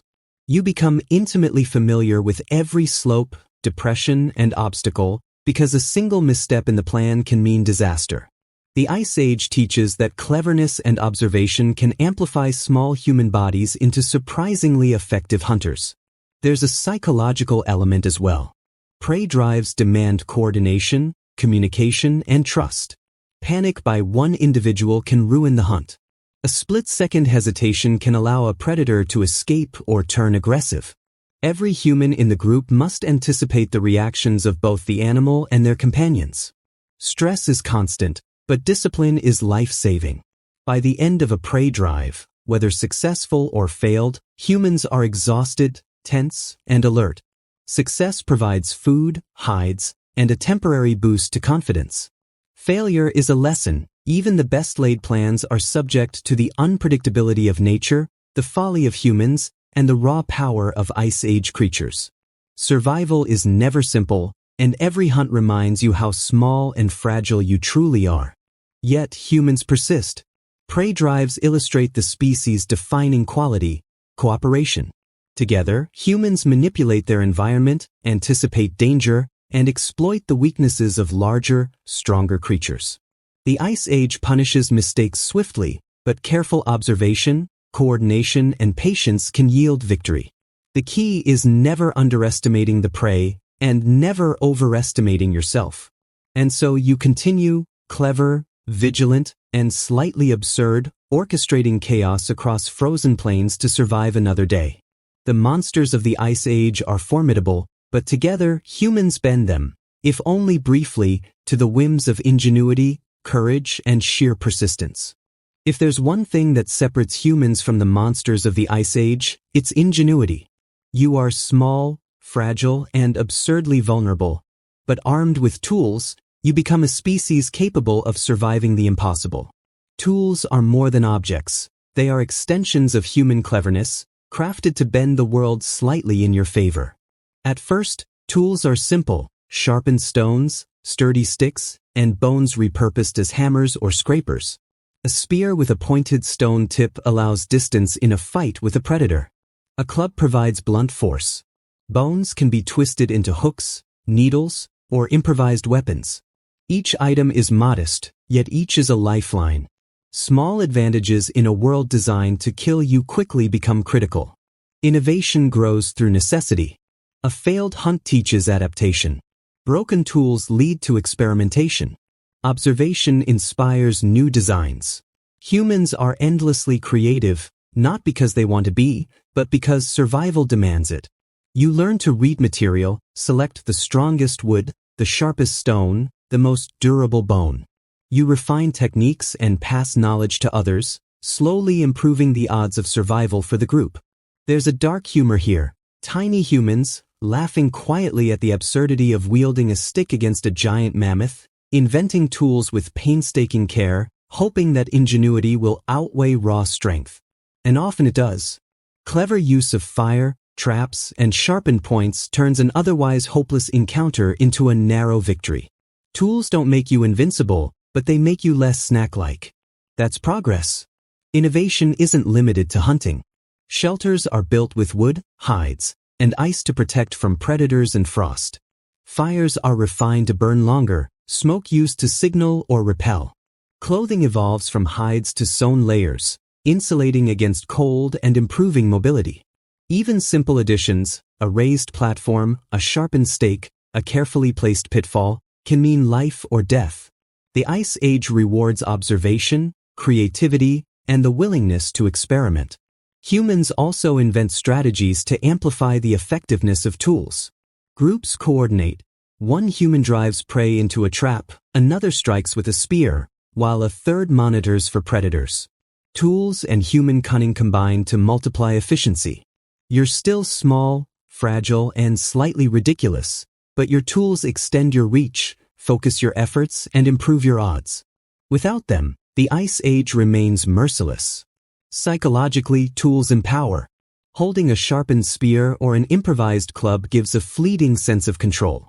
You are still at the mercy of frost, predators, and the terrain, but for a moment, you assert influence. You manipulate the environment, shape encounters, and carve survival from chaos. Small advantages, carefully applied, become the difference between life and death. And yet, there's always risk. Tools fail, break, or misfire. A spear might shatter on impact. Fire might go out at the wrong moment. A poorly constructed trap can kill the hunter instead of the prey. The Ice Age punishes overconfidence and rewards caution. Innovation matters, but only when paired with observation, patience, and humility. By the end of the day, humans have learned another critical lesson. Tools do not guarantee safety. They extend your capacity to act, improve coordination, and manipulate the environment, but they require skill, planning, and respect. The Ice Age doesn't forgive arrogance or carelessness. Each new tool is a small step toward survival, a fragile bridge over the chasm of death surrounding you. And so, armed with sharpened stones, fire, and human ingenuity, you continue through the frozen world. Small, fragile, slightly absurd, but capable of bending nature just enough to endure another day. Tools are your lifeline, your weapon, and your proof that even in a merciless world, cleverness has power. And in the Ice Age, that power, however fleeting, is everything. By now, hunting isn't just survival. It's a rhythm, a choreography, almost a ritual. The Ice Age teaches repetition, precision, and respect, and humans, clever but fragile, turn necessity into ceremony. Every step, every gesture, every glance carries meaning. Failure is deadly, success is fleeting, and the line between the two is thin. A hunt begins long before a predator is spotted. Tracks are studied. Snow is analyzed. Predators' routines are memorized. The group prepares tools, checks fire, and positions themselves according to experience and observation. There's method in the madness, a ritualistic precision that turns chaos into something you can approach with a semblance of control. There's dark humor in this. You, tiny, upright, and absurdly vulnerable, enact a careful sequence of movements intended to manipulate creatures far stronger and faster than yourself. You mimic order while chaos reigns, hoping that repetition and practice will counterbalance the unpredictability of nature. And sometimes it does. Sometimes, clever humans trick a mammoth into a trap or herd a saber-tooth into a narrow pass. Success feels ceremonial, even sacred. Ritual emerges from repetition. Spear positions are tested and refined. Fire placement becomes standardized. Escape routes are predetermined. Each hunt teaches, and each lesson becomes codified into behavior for the next hunt. The group's collective knowledge evolves not through chance, but through disciplined observation and experimentation. You are teaching each other survival, and ritual is the form it takes. The psychological aspect cannot be overstated. Ritual calms fear. It structures chaos. It turns terror into disciplined action. Humans, small and fragile, rely on routine to reduce cognitive overload in a world that demands constant vigilance. When the hunt becomes ritual, the mind focuses on procedure rather than panic. And in the Ice Age, procedure, however modest, is a lifeline. There's also a social element. Ritual hunting reinforces trust, hierarchy, and cooperation.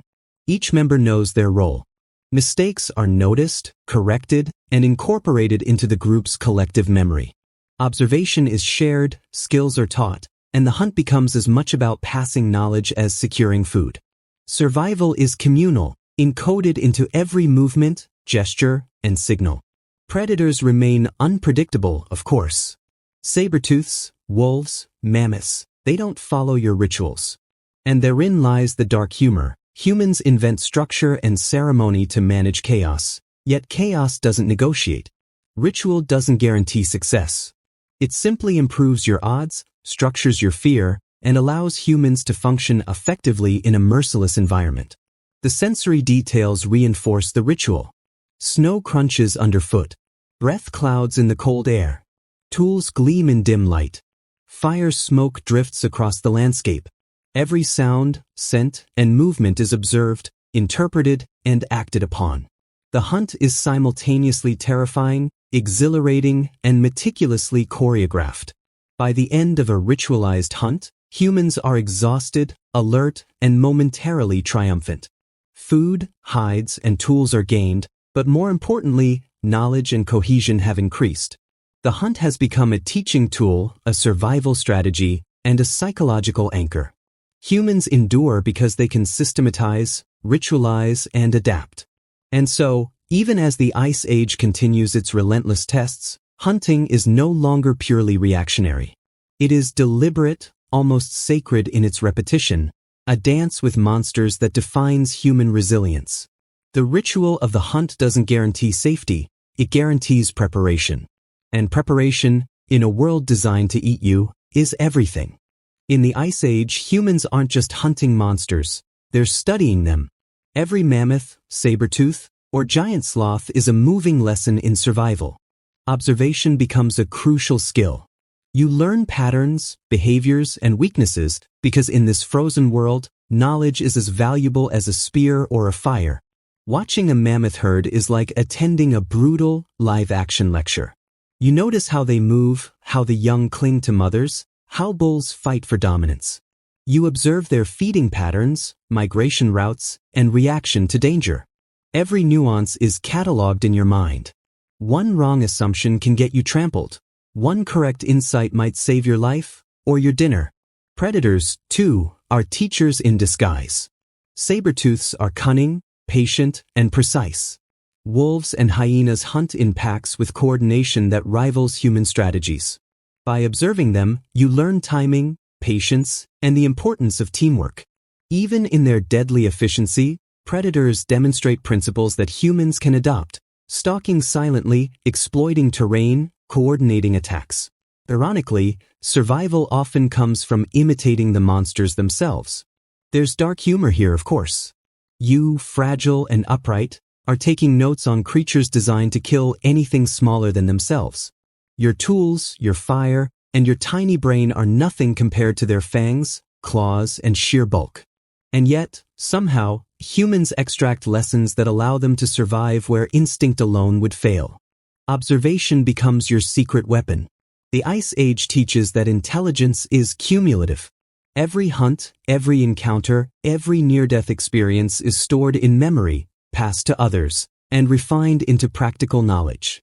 You learn which animals avoid certain terrain, which routes are safest, and which predators are most dangerous in specific conditions. Learning is survival. Forgetting or ignoring the lessons is often fatal. Humans also learn indirectly. Injuries, scars, and remnants of previous hunts are valuable. Broken tusks, claw marks, footprints, and carcasses all tell stories. You interpret these clues like a detective, understanding predator behavior and animal tendencies without needing to confront them directly. Survival depends on this mental catalog of the giants. Psychologically, studying monsters is a mix of awe, fear, and respect.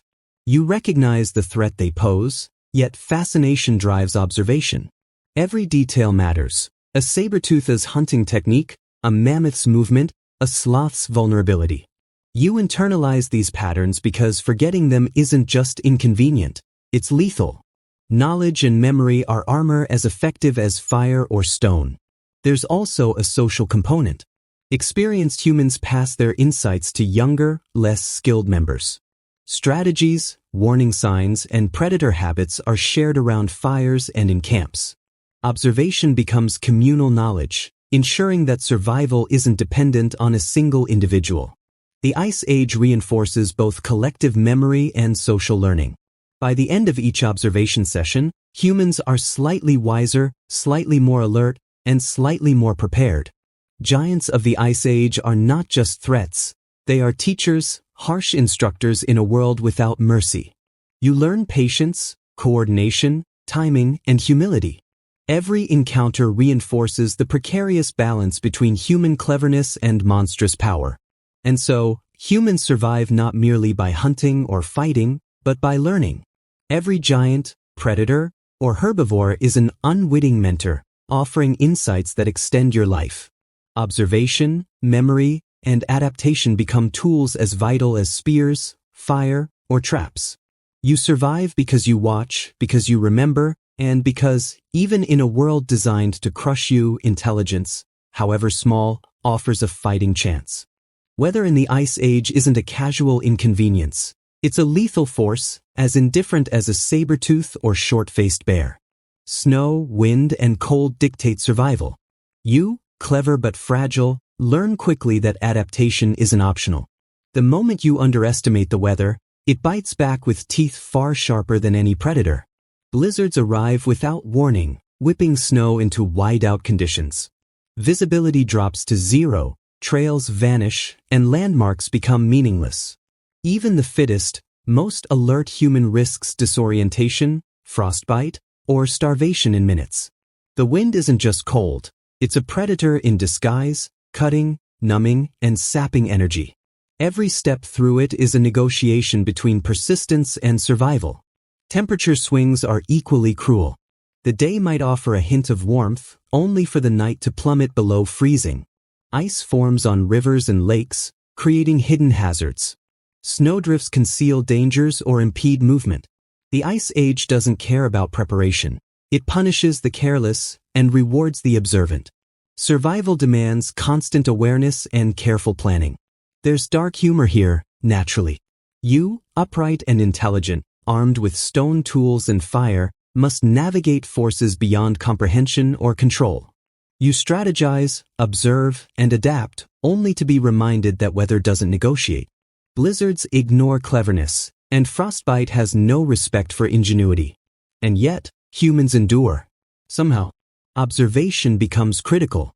Wind direction dictates fire placement. Snow density predicts travel speed. Cloud patterns foreshadow storms. Even subtle temperature shifts are noted, learned, and remembered. The Ice Age rewards careful observation and punishes misjudgment. Every gust, every flake, every ice-crusted path carries information that can mean life or death. Humans also innovate against the weather. Shelters are fortified with hides, snow, and branches. Fires are tended with meticulous care, logs carefully chosen for burn duration and smoke. Clothing is layered, insulated, and functional. Ice Age humans are engineers and survivalists, combining observation with ingenuity to survive conditions that would kill modern humans in minutes. There's a psychological component, too. Constant vigilance against the weather adds stress, but also discipline. You learn to anticipate, plan, and react quickly. One lapse, a poorly tended fire, a missed storm warning, a misjudged path, can have fatal consequences. The mind sharpens in response to the environment. Fear becomes a survival tool, keeping you alert and adaptable. Predators and weather interact dangerously. A blizzard may drive prey toward you or mask the approach of a wolf pack.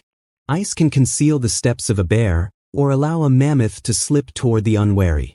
Humans must integrate animal behavior with meteorological awareness, combining observation, strategy, and timing. The Ice Age teaches that nothing exists in isolation. Survival is a complex calculus of interdependent forces. By the end of a storm, humans are exhausted, alert, and perhaps humbled.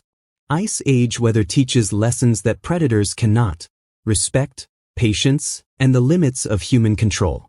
Every snowdrift, wind gust, and frozen river is a reminder that survival isn't just about strength. It's about observation, planning, and adaptation. And so, humans endure.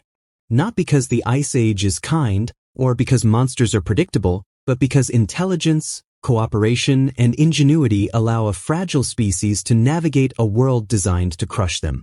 Weather is just another monster to outwit, and for a brief moment, cleverness allows survival. It's tenuous. It's exhausting. And it's all humans have. Survival in the Ice Age isn't always about bold hunts or clever traps. Sometimes, it's about being opportunistic, scavenging what others have left behind, and taking advantage of every fleeting opportunity. Life is hard, resources are scarce, and humans, clever though small, learn to exploit whatever the frozen world offers. Carcasses are a godsend. A dead mammoth, rhino, or even smaller prey left by predators provides meat, fat, hides, and bones. But scavenging is perilous.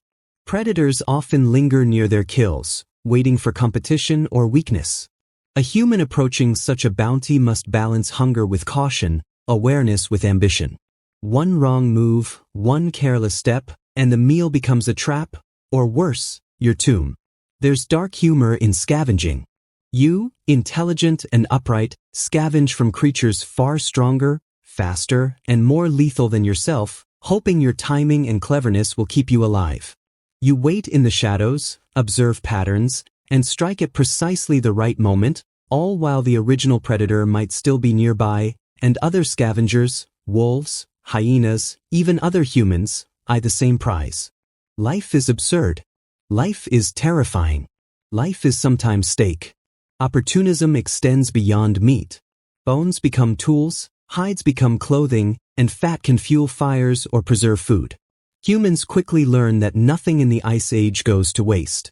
Every part of a carcass, every broken branch, every leftover resource is potentially life-saving. Observing, scavenging, and improvising are survival skills as crucial as stalking or hunting. Scavenging teaches caution. Approach too boldly, and the predator may attack. Hesitate too long, and another scavenger takes the prize. Timing, observation, and coordination with companions are key. Humans develop silent signals, hand gestures, and whispered plans, ensuring that the risk is minimized while reward is maximized. Cooperation remains vital, even when survival depends on a stolen meal.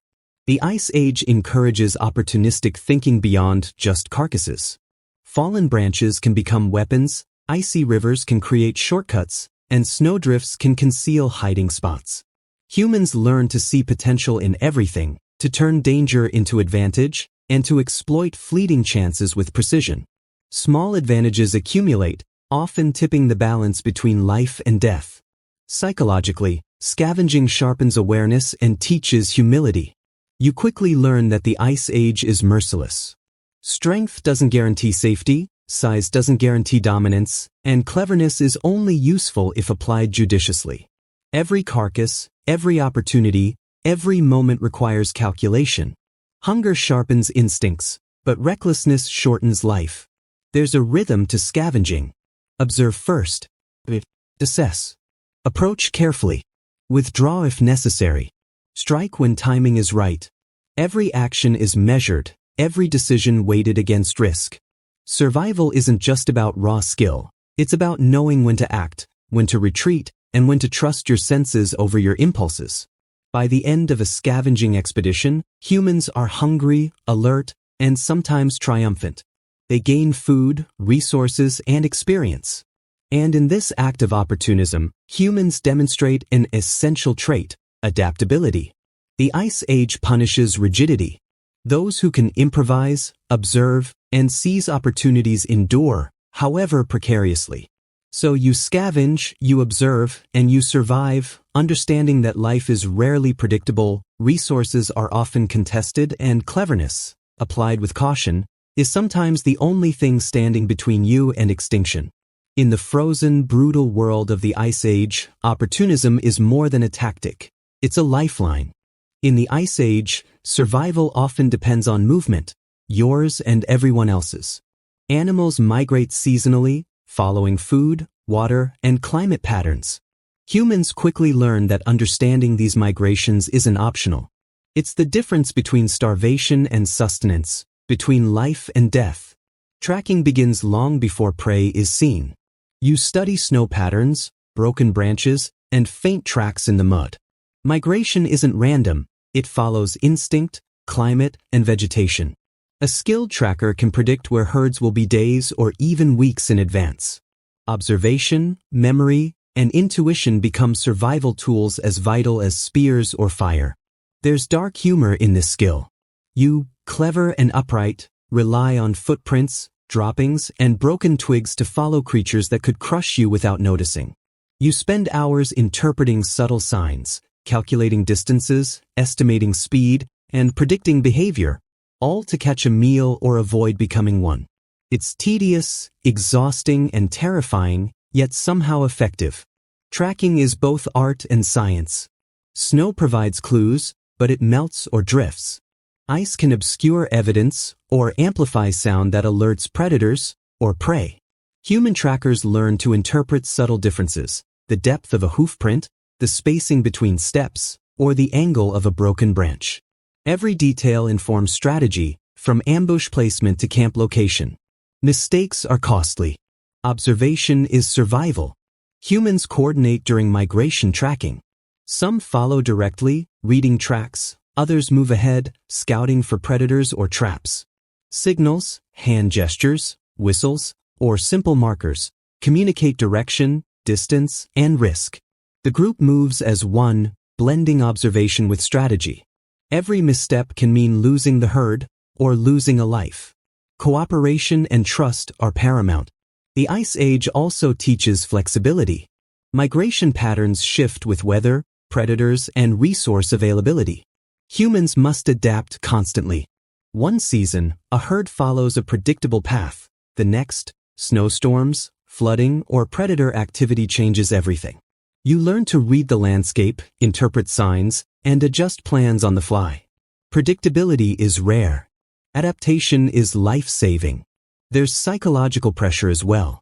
Following massive animals over days or weeks is exhausting. Hunger gnaws, frost bites, and fear is ever present. A wrong calculation could lead you into a predator's territory or a frozen trap. Humans endure stress by relying on experience, shared knowledge, and meticulous observation. Mental resilience becomes as essential as physical endurance. Tracking also provides indirect benefits. Understanding animal behavior improves hunting success, safety, and resource gathering. Migration knowledge allows planning for shelter, firewood, and water. Every detail enhances survival odds, turning the Ice Age into a series of calculated maneuvers rather than constant, chaotic danger. By the end of a migration chase, humans are tired, alert, and informed. The herd has been observed, predicted, and sometimes captured or avoided, and humans have learned more about their environment. Migration tracking reinforces a critical Ice Age lesson. Life depends not only on strength or weapons, but on patience, observation, and the ability to anticipate the movements of everything around you.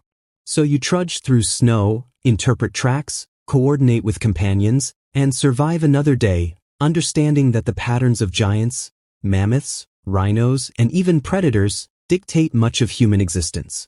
Observation, adaptation, and cooperation are your tools, your lifeline, and your defense in a world where every step matters. Fire is more than warmth in the Ice Age. It is survival, comfort, and a tiny, defiant glow against a world designed to kill you. You, fragile, upright, and absurdly clever, rely on it not just for heat, but for protection, cooking, and psychological fortitude. Without fire, the frozen landscape becomes a relentless predator. First, fire provides warmth. Nights are brutal, temperatures plunging far below what humans can endure unprotected. Frostbite isn't a suggestion, it's a threat.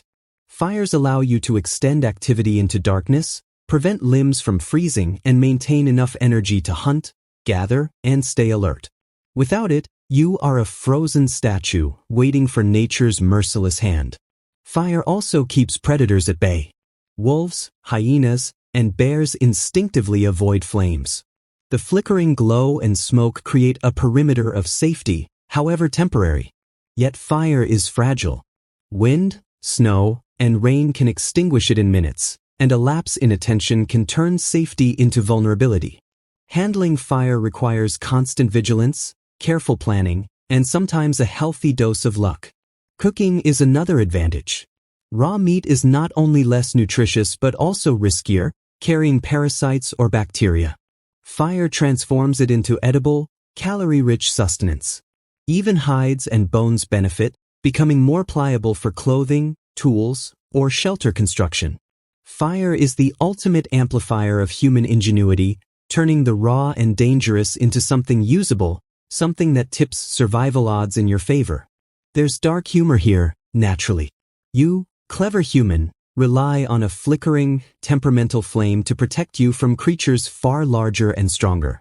You tend it obsessively, coaxing life from sparks and kindling, knowing that a tiny misstep could mean death. And yet, that same fragile flame is the most reliable ally you have against an indifferent world. Fire also fosters social cohesion. Groups gather around it, sharing warmth, food, and knowledge. It is a locus for cooperation, coordination, and observation. Around the flames, humans teach tracking, hunting, and survival skills. Stories are passed down, patterns are memorized, and fear is shared and mitigated. Fire is not just heat. It is a psychological anchor, a defense against the crushing terror of the Ice Age. Strategically, fire extends reach. It allows humans to manipulate the environment, signaling others, driving prey, or creating controlled chaos. Smoke can deter predators, guide companions, or obscure movement. Flames illuminate night, revealing tracks, obstacles, and threats.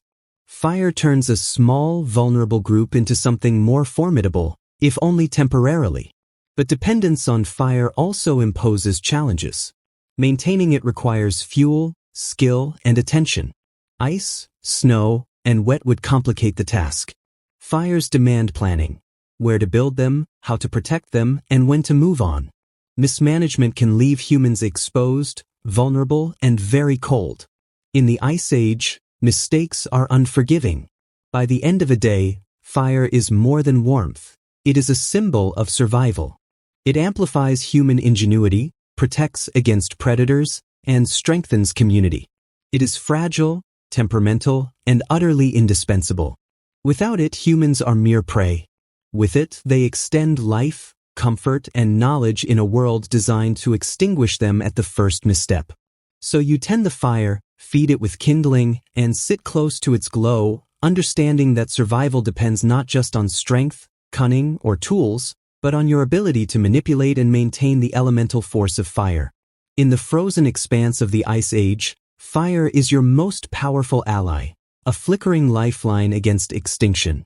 In the Ice Age, fire warms you, but shelter protects you. And not just from cold. Shelter shields against wind, snow, predators, and the relentless psychological strain of constant exposure. You, clever and upright, learn quickly that without walls, roof, and careful planning, survival becomes a lottery you are very unlikely to win. Shelters are diverse. Simple snow caves or overhangs provide insulation, while wooden structures and layered hides offer sturdier protection. Placement matters. Near water, but not too close, downwind of predator paths, but with visibility, sheltered from storms, but accessible for hunting and movement. A miscalculation can turn sanctuary into death trap. Every detail counts. There's dark humor here, naturally. You, small, intelligent, and absurdly vulnerable, labor to construct defenses against creatures that could crush you with a single step, all while frost and wind conspire to destroy your efforts. You pile wood, stack hides, and dig snow, knowing full well that tomorrow's blizzard may laugh at your ingenuity. And yet, the effort is necessary and it saves lives. Shelters do more than block cold. They are observatories, strategic points, and safe havens. From within, you can monitor predator movement, plan hunts, coordinate with companions, and store food. You control a small space in a vast, hostile world, and for a few hours at least, the Ice Age feels manageable. Shelter is both physical and psychological armor. Humans refine shelters over time. Ventilation must balance warmth and smoke control. Insulation requires layers of hide, snow, or plant material. Floors are raised or layered to prevent frostbite. Entrances are small, easily defended, and oriented with strategic awareness. Each innovation represents accumulated knowledge, passed down through observation, trial, and occasional disaster. Mistakes are expensive, but lessons endure. There's also a communal aspect. Shelter organizes the group, consolidates fire, and strengthens social bonds. Humans huddle together for warmth, protection, and mutual vigilance. Cooperation is enforced by necessity. A single inattentive individual may endanger the whole camp. Shelter is a site of shared survival, a locus of social strategy in a brutal, lonely landscape. The Ice Age constantly tests the limits of shelter. Wind can penetrate seams. Snow can collapse roofs. Predators can exploit weaknesses. And humans learn humility. A good shelter is never permanent, never invulnerable, and always in need of maintenance.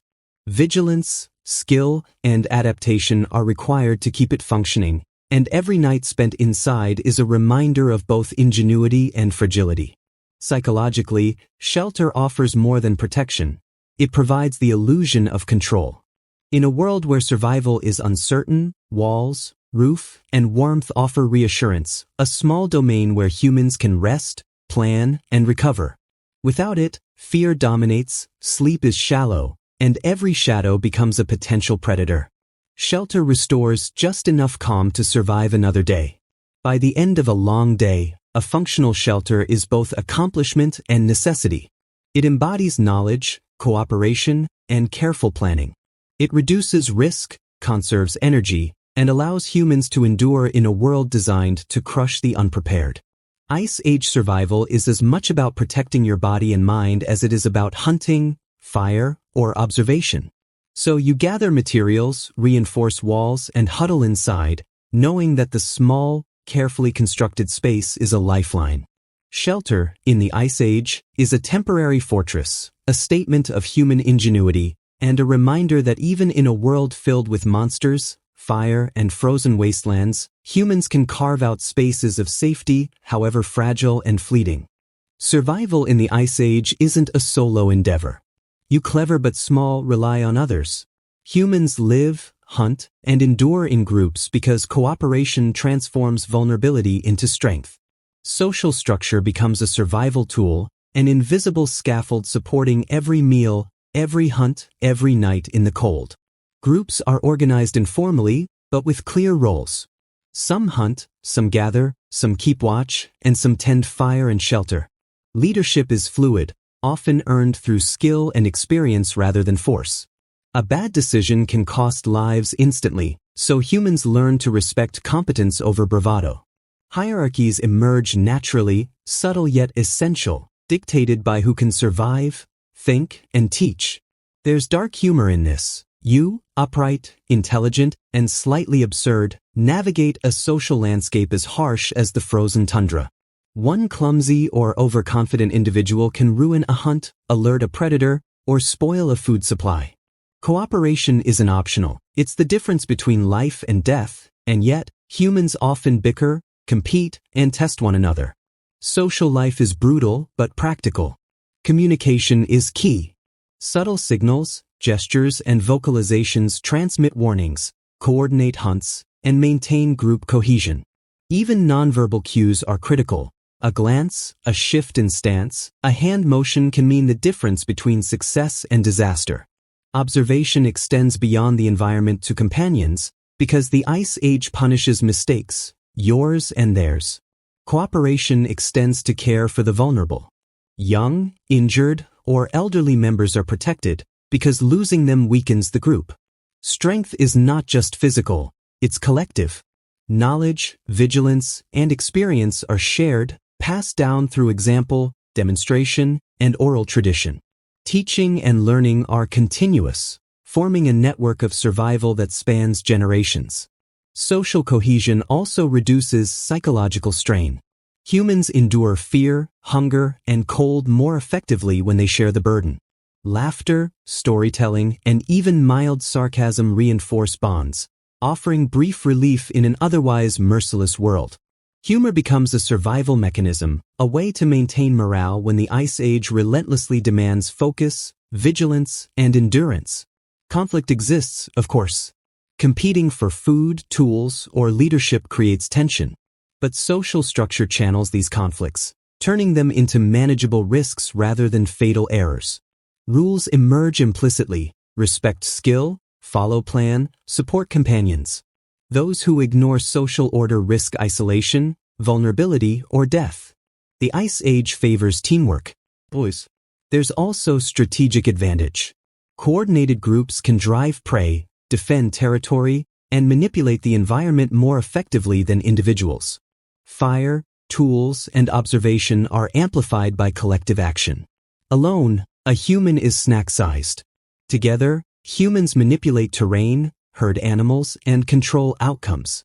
Social structure converts intelligence into power, resilience, and survival. By the end of the day, the group's cohesion is reinforced. Leaders are recognized, knowledge is shared, and trust is solidified. Each member understands their role, the stakes, and the value of cooperation. Survival depends not just on personal skill, but on the ability to navigate the social web of Ice Age life. So you live, hunt, and endure with others, recognizing that intelligence and strength alone are insufficient. Humans survive because they cooperate, share knowledge, and maintain social order in a world where mistakes are fatal. In the Ice Age, community is more than convenience. It is a lifeline, a strategy, and the ultimate defense against extinction. The Ice Age was a world dominated by monsters: mammoths, saber-tooths, giant sloths, and predators the size of small hills. But as all things do, it changed. The giants vanished, leaving humans standing, slightly absurd, and improbably triumphant. Understanding their end is a lesson in survival, adaptation, and the fragile balance between species and environment. Climate change was relentless. Warming temperatures melted ice sheets, shifted vegetation, and transformed ecosystems. Forests expanded where tundra had dominated, and water sources moved unpredictably. Giants that had relied on cold-adapted vegetation struggled to find sustenance. Even the strongest, largest, and most resilient animals could not adjust fast enough. The Ice Age itself withdrew, leaving monsters exposed to new challenges they weren't designed to face. Humans played a role too. Hunting pressure, though small in absolute numbers, targeted vulnerable individuals, young, old, or sick. Coordinated strategies, fire, traps, and persistence allowed humans to chip away at populations over generations. Opportunism, strategy, and innovation gave humans an edge. Where sheer size once ruled, cleverness began to dominate. Survival was no longer just about physical might. It was about intelligence, observation, and planning. There's dark humor here. Humans, fragile, snack-sized, and absurdly vulnerable, outlasted monsters that could have crushed them instantly. The giants, terrifying and powerful, disappeared not in epic battles but gradually, through environmental shifts and persistent, clever humans exploiting every opportunity. Nature favors adaptation, and humans, for all their flaws, adapted exceptionally well. Extinction wasn't immediate or complete. Some giants lingered in pockets, ghostly reminders of a lost era. But numbers dwindled, herds fragmented, and predators lost food sources. Ecosystems shifted, tipping the balance irreversibly. Humans, flexible and opportunistic, filled niches left behind. The world became less monstrous, but no less dangerous. Other predators remained, other challenges persisted, and survival remained a daily negotiation with environment, climate, and fellow species. Psychologically, the disappearance of the giants reshaped humans too. Fear transformed. You no longer feared a charging mammoth at every turn, but new uncertainties arose: unfamiliar landscapes, smaller but faster predators, and changing climates. Adaptation remained constant. Humans learned to endure, not through domination alone, but through observation, flexibility, and cooperation. The Ice Age may have ended, but its lessons lingered. Humans retained the knowledge gained from living alongside giants.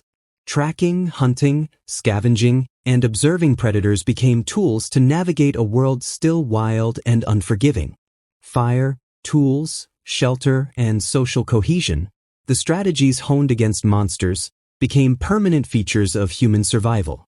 The extinction of the Ice Age giants was not just the end of monsters, but the continuation of human ingenuity, distilled and strengthened through necessity.